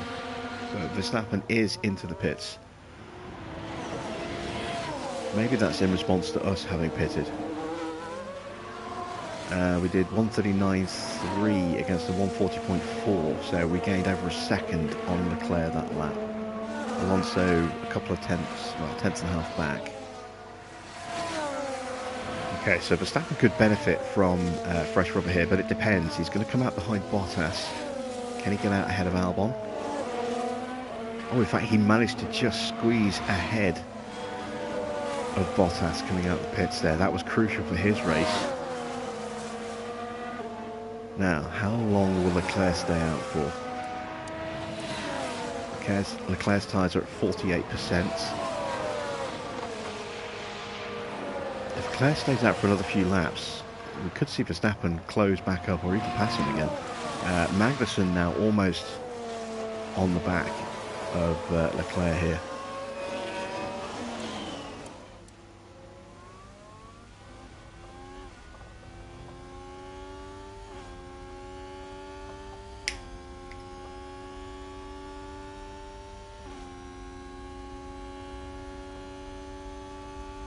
Sonoda's pitting as well, so we're going to see some pit stops from the rest of the field now.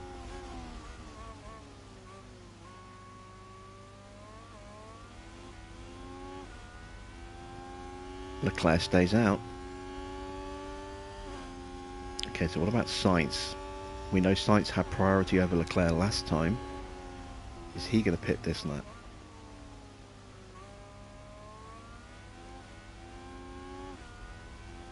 Perez still stuck behind Ocon. He could probably do with pitting now and taking advantage of that fresh rubber.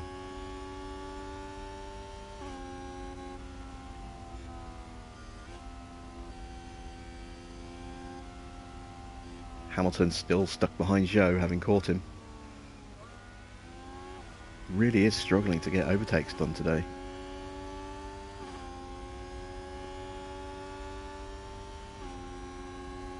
As here comes Magnussen.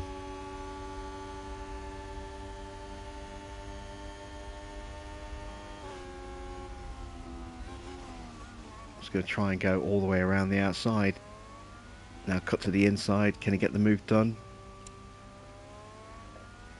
Yes, he can. Magnussen squeezes himself through there.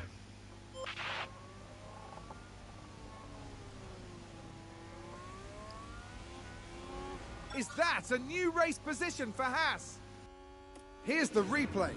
All eyes on Kevin Magnussen here.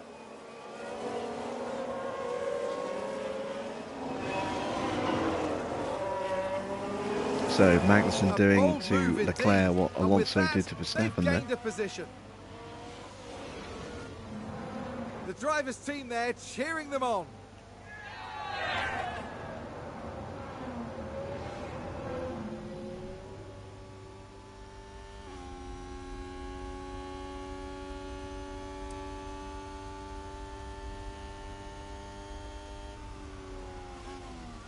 Now Alonso's going to line him up. And again, Leclerc is staying out. Schumacher's pitting.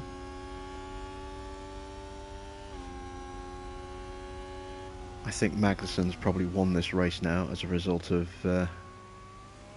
those pit stops. I don't think Alonso's going to have the pace to catch him. But it is going to be a fastest lap for Alonso.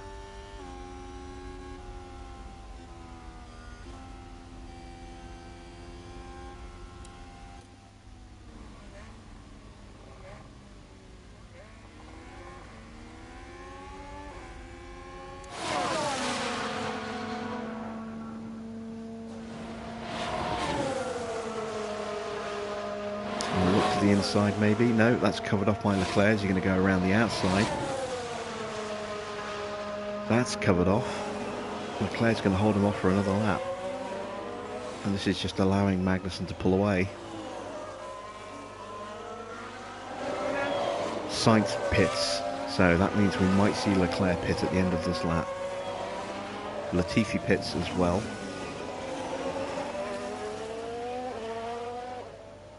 Sainz is ahead of Vettel, so that has worked out well for him. Perez is still yet to stop, as is Ocon, and Magnussen's gearbox finally goes into the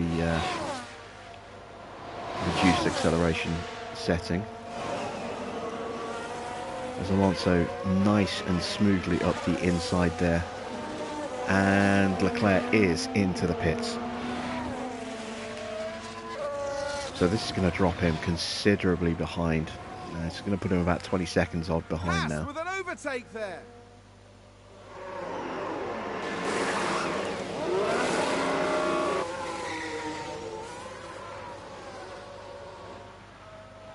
Here comes Gasly.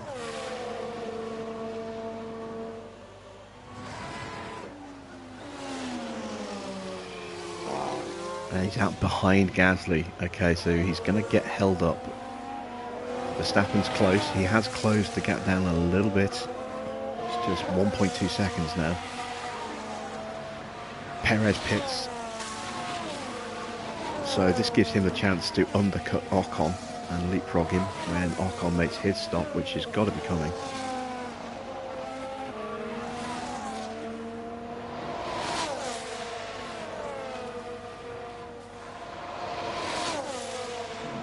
Perez going to feed back out? Is he going to get ahead of Schumacher? Sorry, ahead of Hamilton. Oh, I don't know. I think Hamilton might possibly... Yep, Hamilton has jumped him. So this is going to hurt Perez now. This was his chance to try and sprint a little bit and get ahead of Ocon. If Ocon pits next lap, or if Hamilton and Zhou stay out for another 2 or 3 laps before they pit, this is going to ruin Perez's chance of actually making up a position on Ocon here.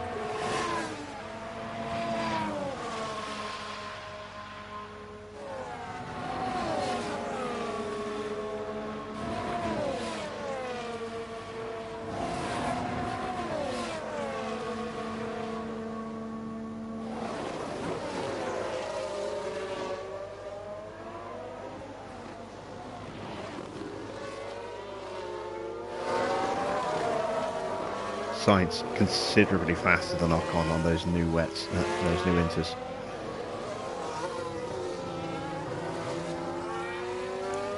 He's about 1.5 seconds behind him now.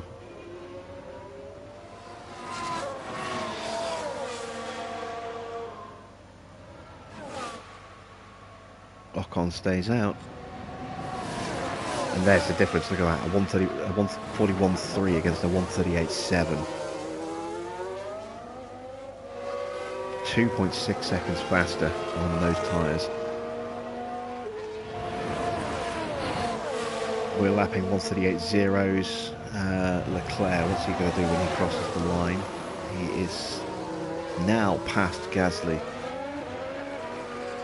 who, again, 2.6 seconds slower on that last lap.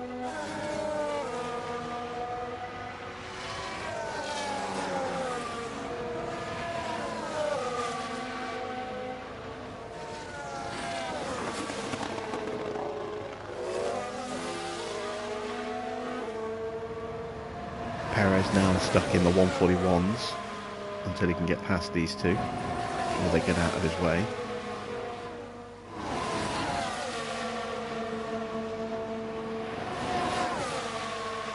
Hamilton trying to go around the outside of Zhou here. Can he make it work? No, he can't. He's going to have to back out. This is just destroying Perez here. Ocon pits now. You know, he will maintain position. And Sainz gets Ocon. That was quick. He just hunted him down and immediately passed him. That Ferrari finally showing its pace again.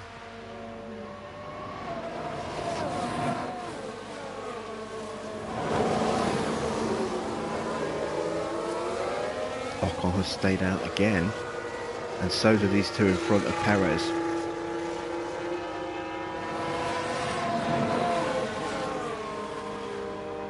They are lapping slightly faster than Ocon, but not by much. Ocon was having to drive defensively against Sainz. Probably cost him a few tenths of a second there.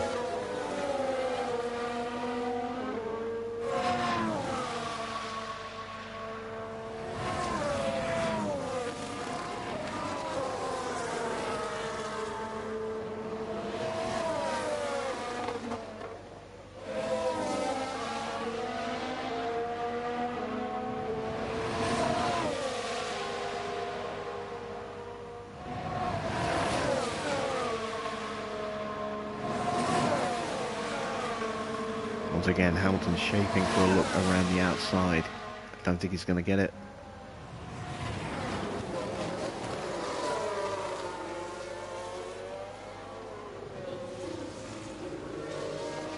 No, he's not. Our pace dropping off a little bit. We're into the 139s. We have had to negotiate our way past Schumacher. That might be why we were slightly slower on that last lap.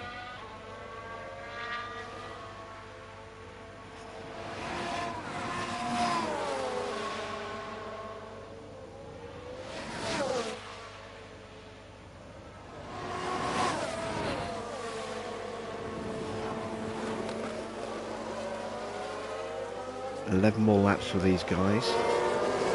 Still no pit stops.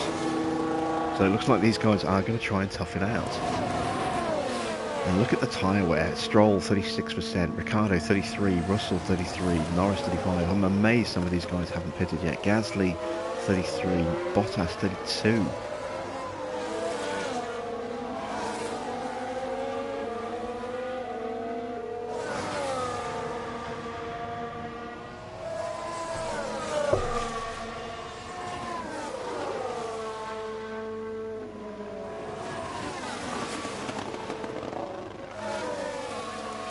Gap. We've got a really big gap. I'm actually going to drop the pace down even more just to protect the engines now for Barcelona.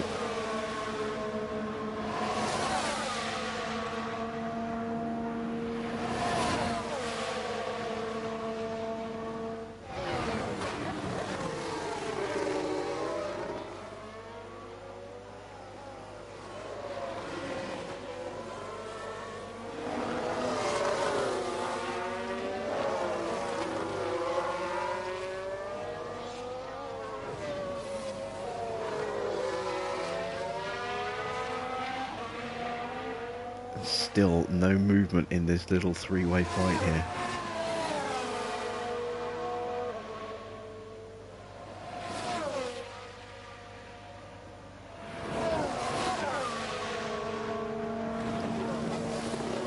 Alonso is still dropping back ever so slightly to Kevin. Gap up to 2.7 seconds now. Magnussen's just had that little bit of pace over Alonso all weekend. But what is very encouraging is the pace that Logan was showing in FP1. He was right on Magnussen's pace this weekend in practice. Come the end of the season, when we do finally promote him up to a race seat and replace Alonso, he could be mighty. At least in the dry, not so much in the wet.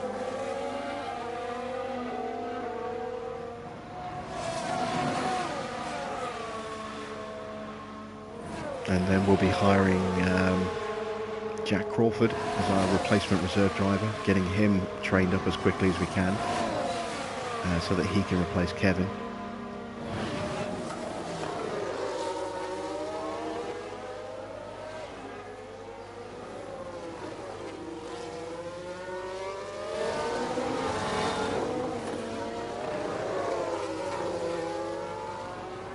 I might go ahead and try and renegotiate Kevin's contract after this race,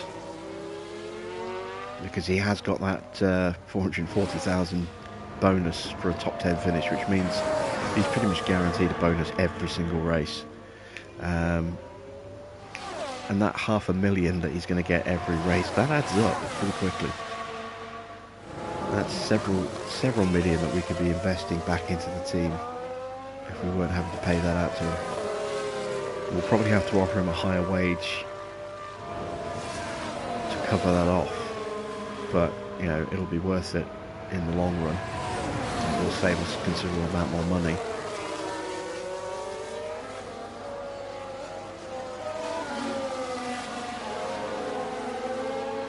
Let's leave this battle and jump ahead to Albon, who is still valiantly defending 7th place here against Ricciardo and Russell.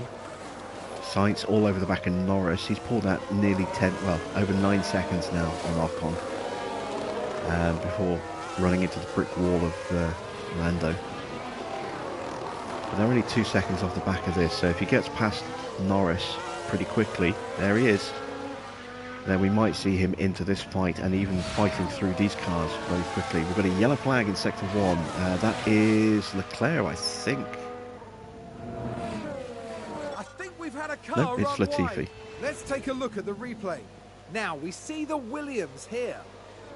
They go wide right off the racing that'll line. have cost him a couple of tenths, but nothing too major. And Sainz does get past Norris.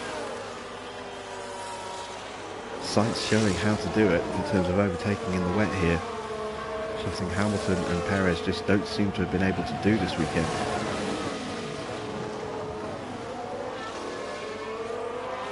or Russell for that matter.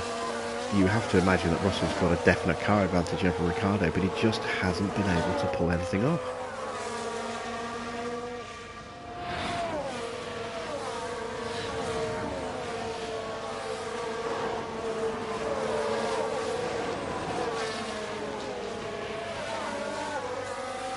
And Sainz has already dropped Norris by over a second. He is looking mighty in these conditions right now.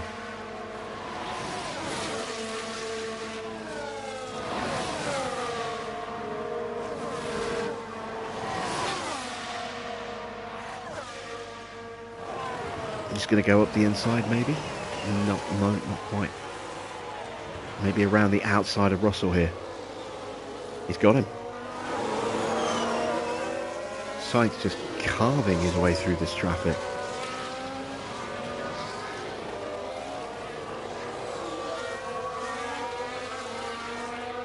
Makes you wonder what pace he could have had and where he would be right now if he hadn't been hit by Hamilton in the early stages of the race. Perez has got past Hamilton and has immediately got past Zhou. Oh, no. Yep, there we go. He is past Zhou.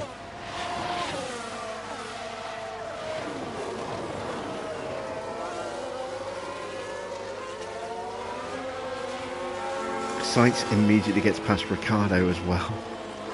He is absolutely carving his way through these cars here. I don't think he's going to be able to... Well, he might be able to catch Bottas. He's on fresh tyres. Look at the tyre difference. 25% for Bottas, 27 for Albon. It's no wonder he's cutting through these guys to make a hot knife through butter.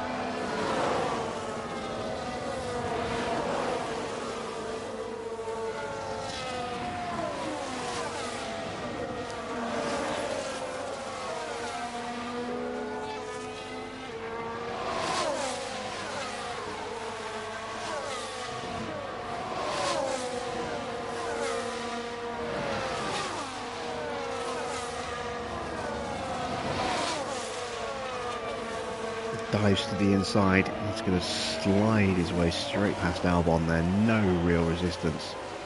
There's no grip left. And he's just 3.8 seconds behind Bottas. He's going to get Bottas. Is he going to have enough laps though to catch Gasly? A top 5 finish for Sainz would be incredible.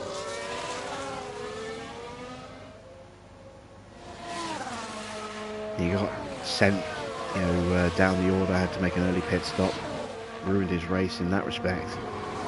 Then he got stuck behind Russell for ages before he finally pitted for fresh inters.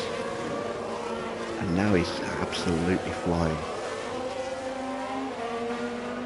And the pace that we're seeing the AI have on those old inters is the kind of pace that we would be having if we hadn't pitted. We were at 60% on our tyres, just under 60% when we pitted. And we would have lost another 25%, so we'd be somewhere around the 35% mark at this point. Maybe even around 30% on our tyres. They'd be slightly better than the cars behind us, but we would be so slow in comparison to those who did stop, like Leclerc, like Verstappen, like Sainz. I don't think we would have been in this position to win this race if we hadn't made that extra stop. I think Leclerc would have hunted us down and we would have been powerless to stop him from swooping past us. And 5 laps to go. Copy.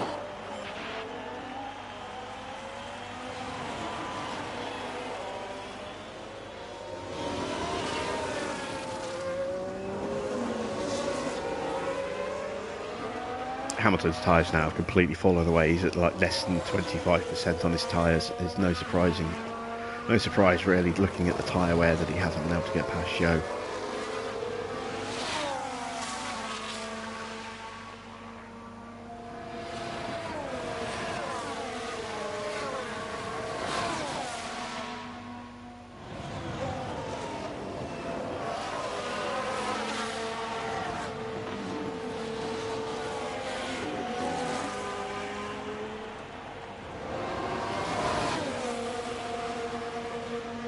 Okay, that side's moving past Bottas up the inside here. It's going to get him easily under braking. Look at that, just straight through, no drama. He's got 12 seconds up the road to Gasly, but he is lapping faster. He's definitely lapping faster than a 141.1. He got held up. I think he could get close. I don't know if he's going to have enough laps to do it. I think he's going to fall just short, but he's going to steamroll his way up to the back of Gasly now. We're going to watch this because this is the biggest opportunity on the track right now.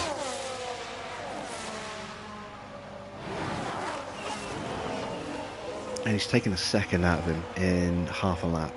So he's going to lap about 2 seconds a lap faster. Like I said, I think he's going to be about a lap short.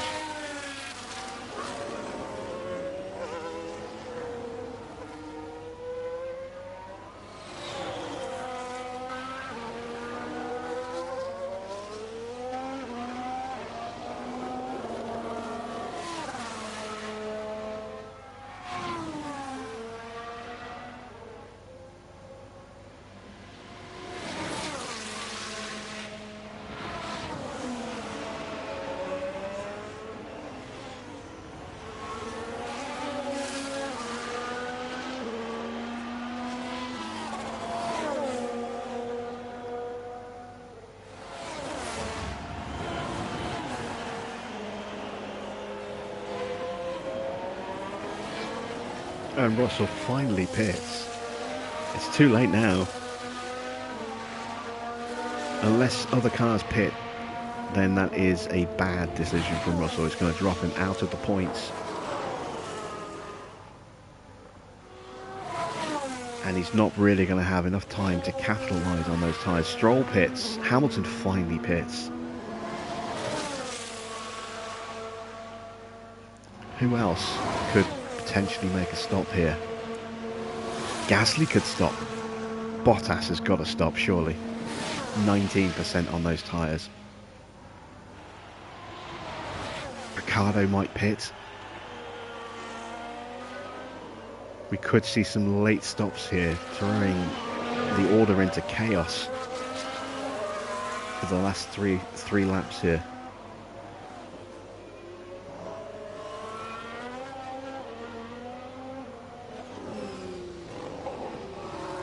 Okay, the gap is 6 seconds. Gasly is just dropping away so fast. Is he stopping? No, he's toughing it out.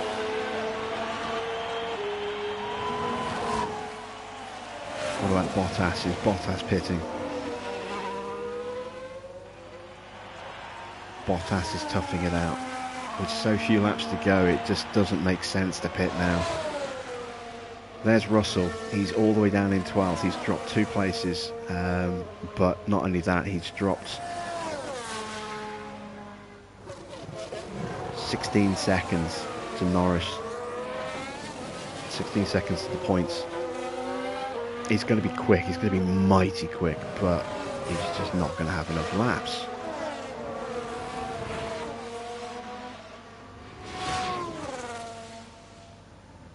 Sainz is less than 4 seconds off Gasly. He's going to get him.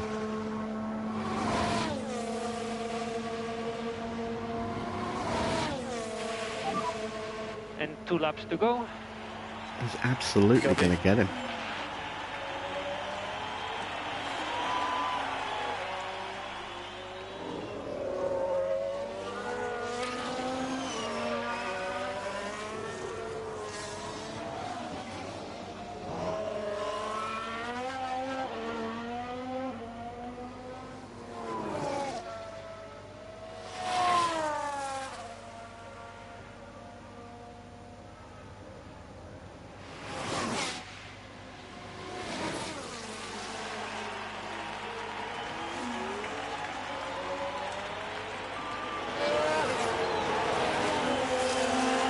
And now the track is drying up. It's not going to stay dry. But this is going to give some cars DRS here. Sainz just less than a second ahead already, behind already. He's just so fast here. And with DRS, oh no, DRS has been deactivated again. A couple of cars might have benefited from that, but not many.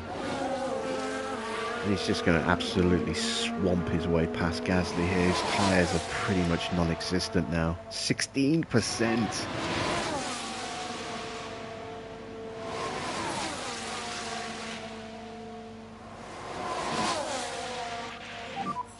Last lap, last lap.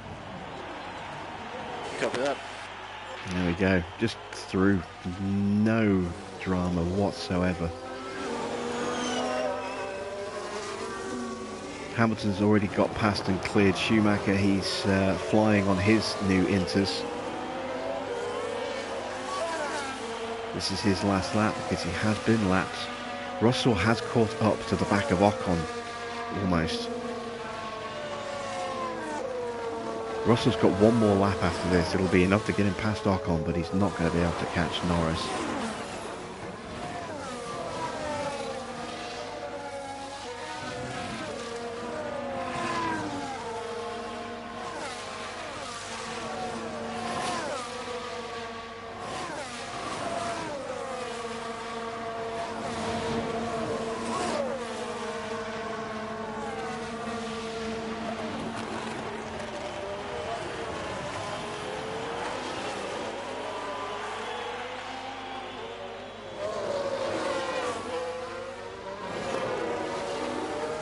And Russell has got past Ocon. We've had a lock-up. It's one of the McLarens. This gives Russell the chance. So there was a crash. Ricciardo went into the wall. And he's out. Let's see what happened there. Now look at this. Daniel Ricciardo involved here. Oh, he was so close to hitting the back of Albon there. That was so close. The team are really disappointed with that. Let's hope it doesn't set them back. That was his last lap. He crashed at the start of his last lap. Disaster. And Russell, against all odds, has made it into the points. Magnussen wins, Alonso second, Leclerc closing up because we dropped the pace right off there. Let's take a closer look. Magnussen is the winner. Astounding. I don't think anyone would deny them their victory lap after a race like that. Comfortable win for Kevin in the end.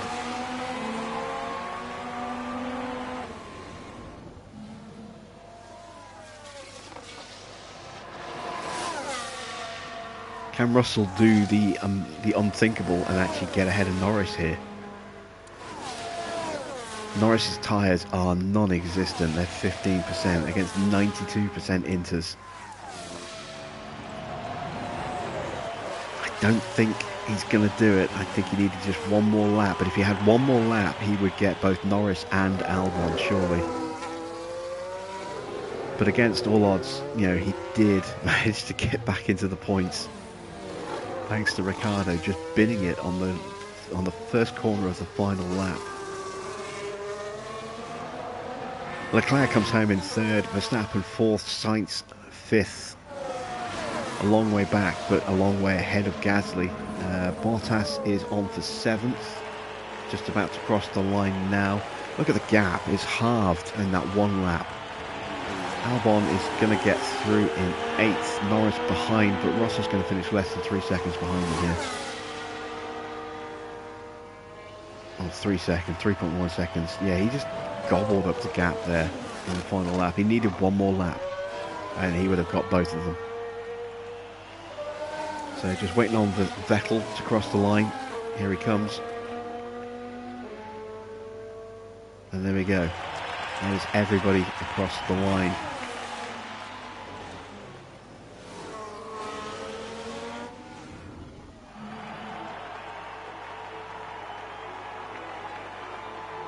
Kevin Magnussen showing us how it's done.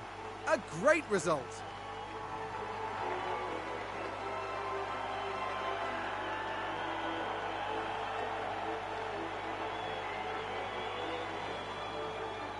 A spot on the podium is exactly what the team deserved, and they got it.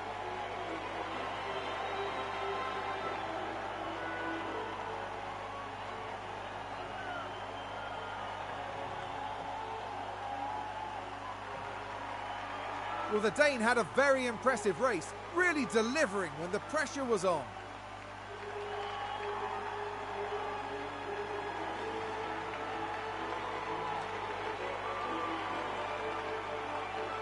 But remember, it's not just about today's trophies, it's the points that can make all the difference. HAAS there having a very successful day at the races. Yeah, this was a really clever bit of strategy, and it's great to see that pay off. I can't wait to find out what they show us next time. After an intense weekend, the team ends in first place in the constructors' standings. Formula One will be back to Europe for the next round, on the shores of the Mediterranean, with some heated competition to look forward to in Spain.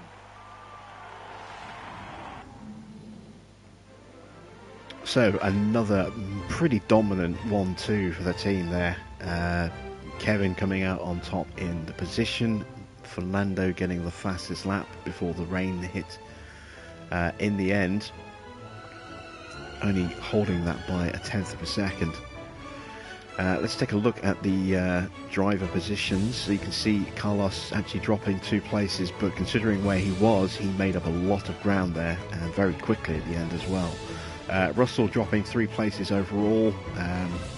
If he was going to pit, he should have pitted earlier, then he probably would have caught back up to Bottas maybe. Ocon staying 11th. Perez recovering 4 places, but a pretty abysmal afternoon for Sergio. Hamilton, a disastrous race after that collision with Sainz early on, dropped him right to the back. He fought his way up a bit, got stuck for a long time, then had to make another stop because his tyres were completely dead, and in the end 17th place, 12 below where he started. The Williams staying exactly where they were, 19th and 20th. Latifi lapped twice. Everyone up to and including Ricciardo, who crashed, lapped once, and Ricciardo, heartbreak for him. He finishes 14th, but yeah, he was on for points and then crashed on the opening corner of the final lap of his Grand Prix. Bit of a disaster for him there. Into the drivers' standings, Kevin has retained top spot and is on 113 points. Fernando is just 6 points behind him, thanks to that fastest lap. Charles Leclerc, another 3rd position. That's his 5th 3rd position in a row. He is definitely best of the rest as far as this championship goes so far. Max climbs above his teammate with a strong finish there, and no points for Sergio. Helps facilitate that swap. He leads him by 9 points now. No change for Lewis, he stays in 7th. Russell closes up slightly, but only by 1 point. Again, that pit stop too late to be effective, really. Gasly with a strong result gets him another 8 points. He is the highest of the Alpines. Ocon failing to score. Good points for Bottas again. Another good result for Alex Albon. Sees him gain 4 more points and move up to 11th in the standings. 2 points for Lando gets him off the mark. He finally has some points and up to 13th in the standings. And still no points for Ricciardo, Stroll, Zhou, Tsunoda, Schumacher and Latifi. Into the Constructors' Championship, HAAS absolutely dominating this season. Another 1-2, another maximum points haul. 44 points puts us on 220 points. Ferrari 99 points behind already after just 5 races. That is pretty mighty of a gap there. Mercedes really losing out this weekend against Red Bull with just 1 point to Red Bull's 12. That gap's now 20 points. Alpine do close the gap a little bit, but they are fighting with Alfa Romeo, I think, just for 5th. AlphaTauri getting some good points. McLaren finally getting off the board. Aston Martin and Williams the only teams yet to score.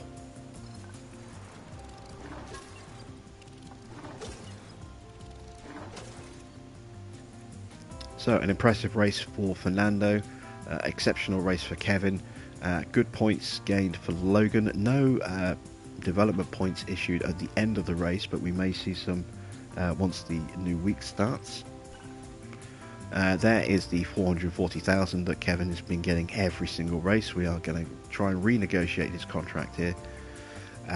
We have completed all of our incentives, and our guarantees have completed all of those as well, and both of our streaks are still going.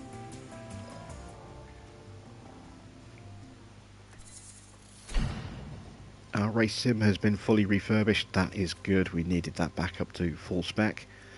Did we end up picking up a point for Logan? Not yet. He is going to get one next week though, or next race. Kevin is a way off his next point. Fernando is a bit closer, but his experience gain is a lot slower. Let's take a look at our staff. Do we have any points or near points for our staff? No, they've only gained 164, so our team hub is definitely in decline right now. Again, a way off with our engineers. Let's go to our facilities. Team hub is being upgraded at the moment. Race sim now back up to full strength. Do I want to go ahead and up anything else? Let's take a look at our car development facilities.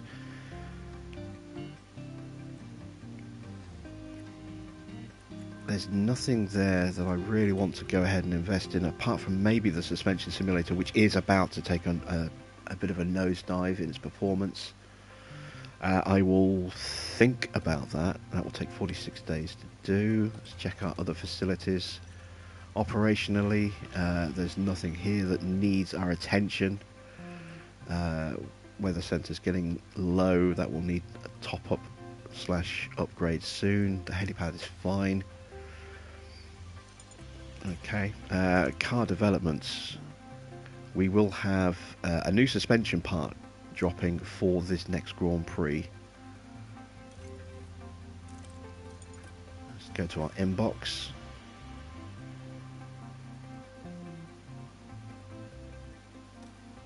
Telling us that we need to work on engine cooling. We're aware of that.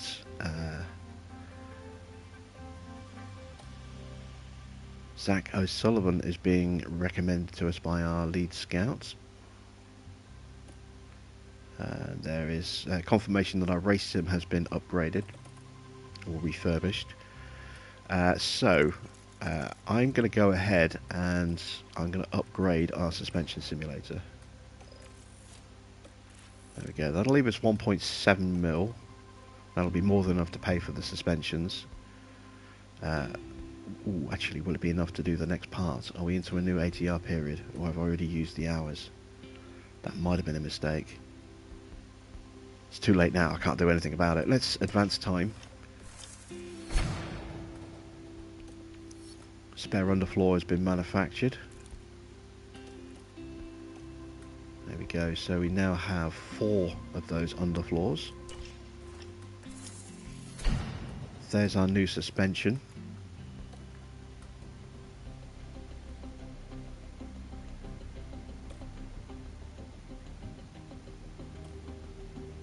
So let's go ahead and manufacture that. It'll take 4 days. If we rush, that's 8 days. We won't get that till day 2. So we're going to go ahead and emergency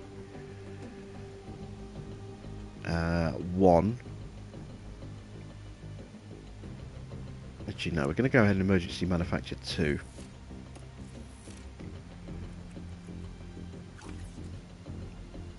Let's fit that to the car. So that's going to have a nice little improvement.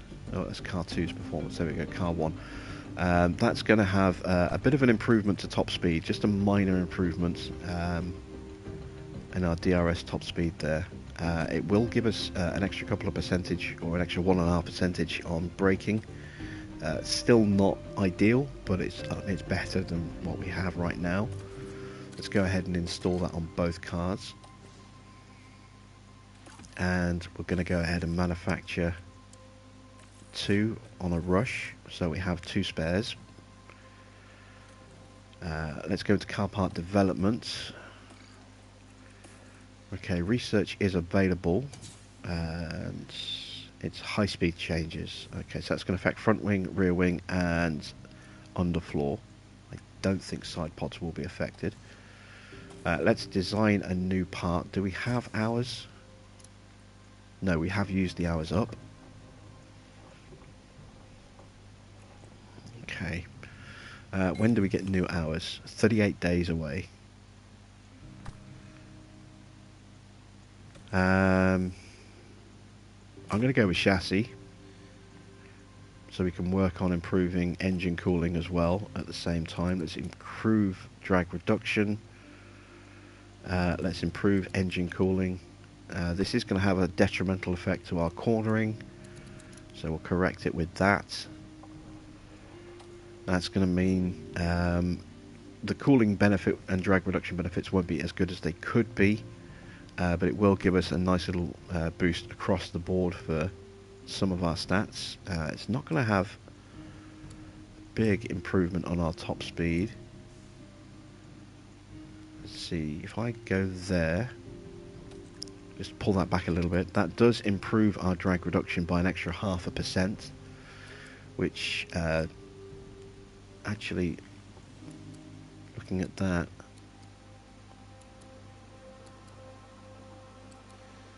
it will give us 0.3% better engine cooling, but I'm going to go with that because that actually gives us slightly better acceleration and obviously improves our cornering a bit more as well. So we will go with that. We're going to go 5 engineers on intense, 28 days. We'll get that in time for Baku. Excellent.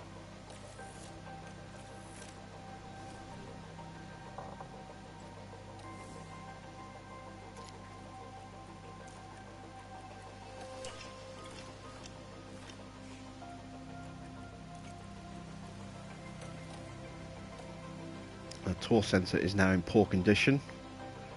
Let's take a look at our torque sensor.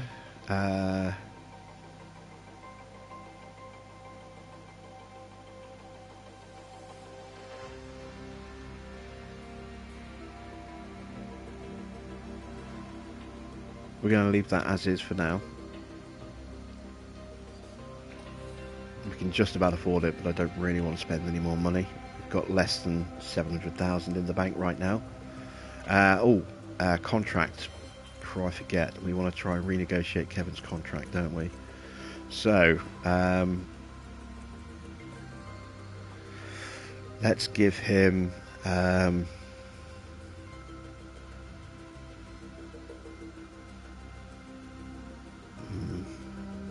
let's see, at the end of the season he's got...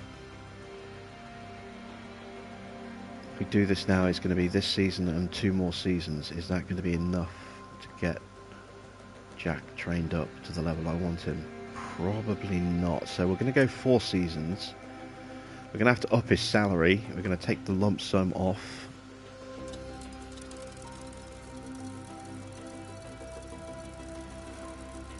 Let's try him on an 8.5 mil salary. This probably won't be enough, but we'll try it. Let's see what he thinks of this.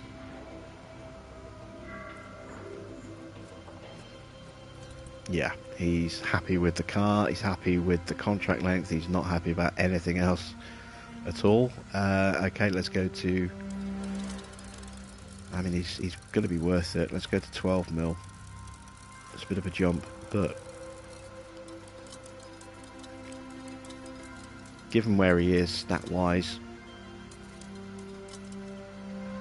Actually, 12 mil's a bit much. He's only an 82. Let's go to 10.5 mil.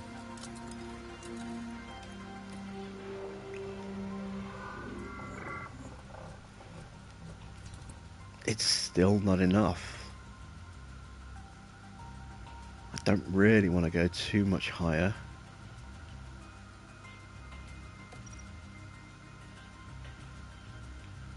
How long is Fernando contracted for?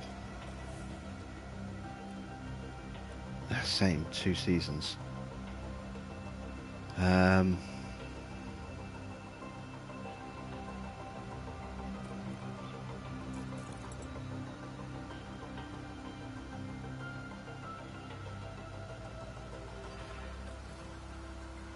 I want to get rid of that bonus that he's on, just because it's costing us a bloody fortune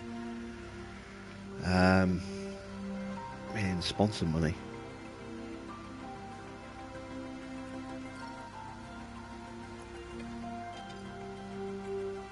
Are we scouting anybody right now? We are. Who are we scouting? We must be scouting engineers. Who could we maybe bring in to replace him then? Bottas could be an option.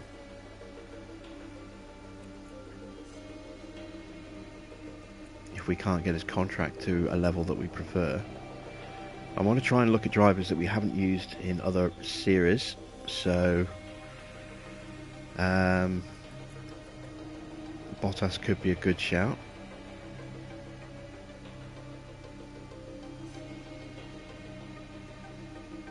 Or we could just replace Kevin with Logan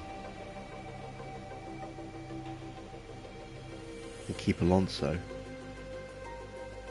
at the end of the season. That might be a better option, actually. Let's have a look. Has Jack turned 18 yet?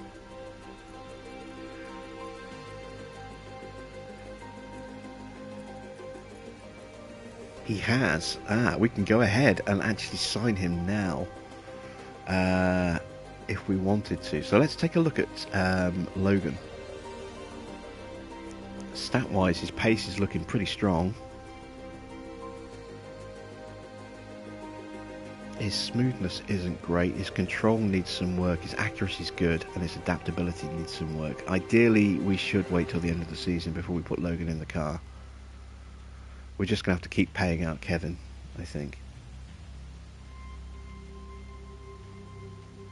Yeah, we're going to have to keep paying out Kevin on his bonus. He's going to be getting top 6 every race. So it's just another, how many races to go? Another 17 races at 440,000 a race in the bonuses. He's going to make a lot. I'm going to have one more go at changing his contract.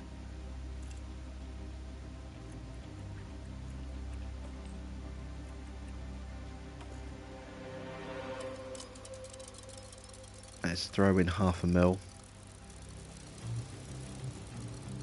on a lump sum.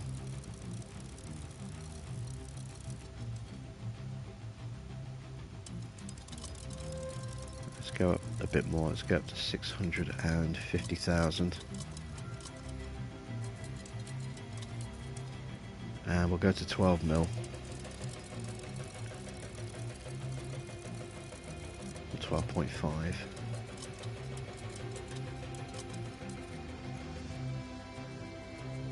I'm going to drop his contract to 3 years.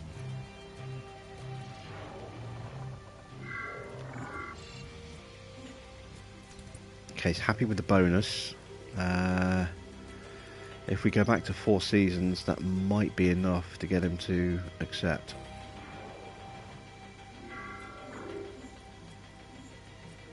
No, it's still not enough. He still wants a higher wage or a race bonus, which I don't want to give him. So,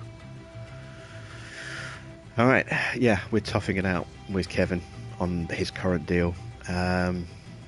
He's going to earn a lot of extra money from his race target bonus, but his salary being so low is going to accommodate us being able to afford that in that respect. Okay, let's advance on. You can see our gearboxes are in poor condition. That's fine for practice, but we will need to change them come quali in the race.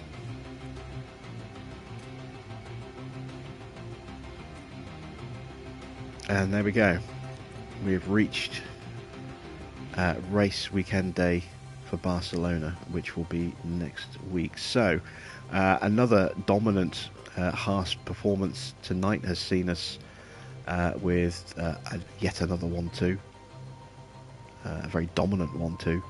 Our drivers are looking very strong in the Drivers' Championship. As you can see, we are absolutely cruising to the Constructors' Championship here as well. This is going to be a mighty season. It will be less effective next season. We will have a rookie driver in the car, in one of those 2 cars. Not sure which one yet. Might be Kevin, might be Fernando. Might be Fernando that we keep. given the bonus thing that we can't seem to resolve for Kevin. And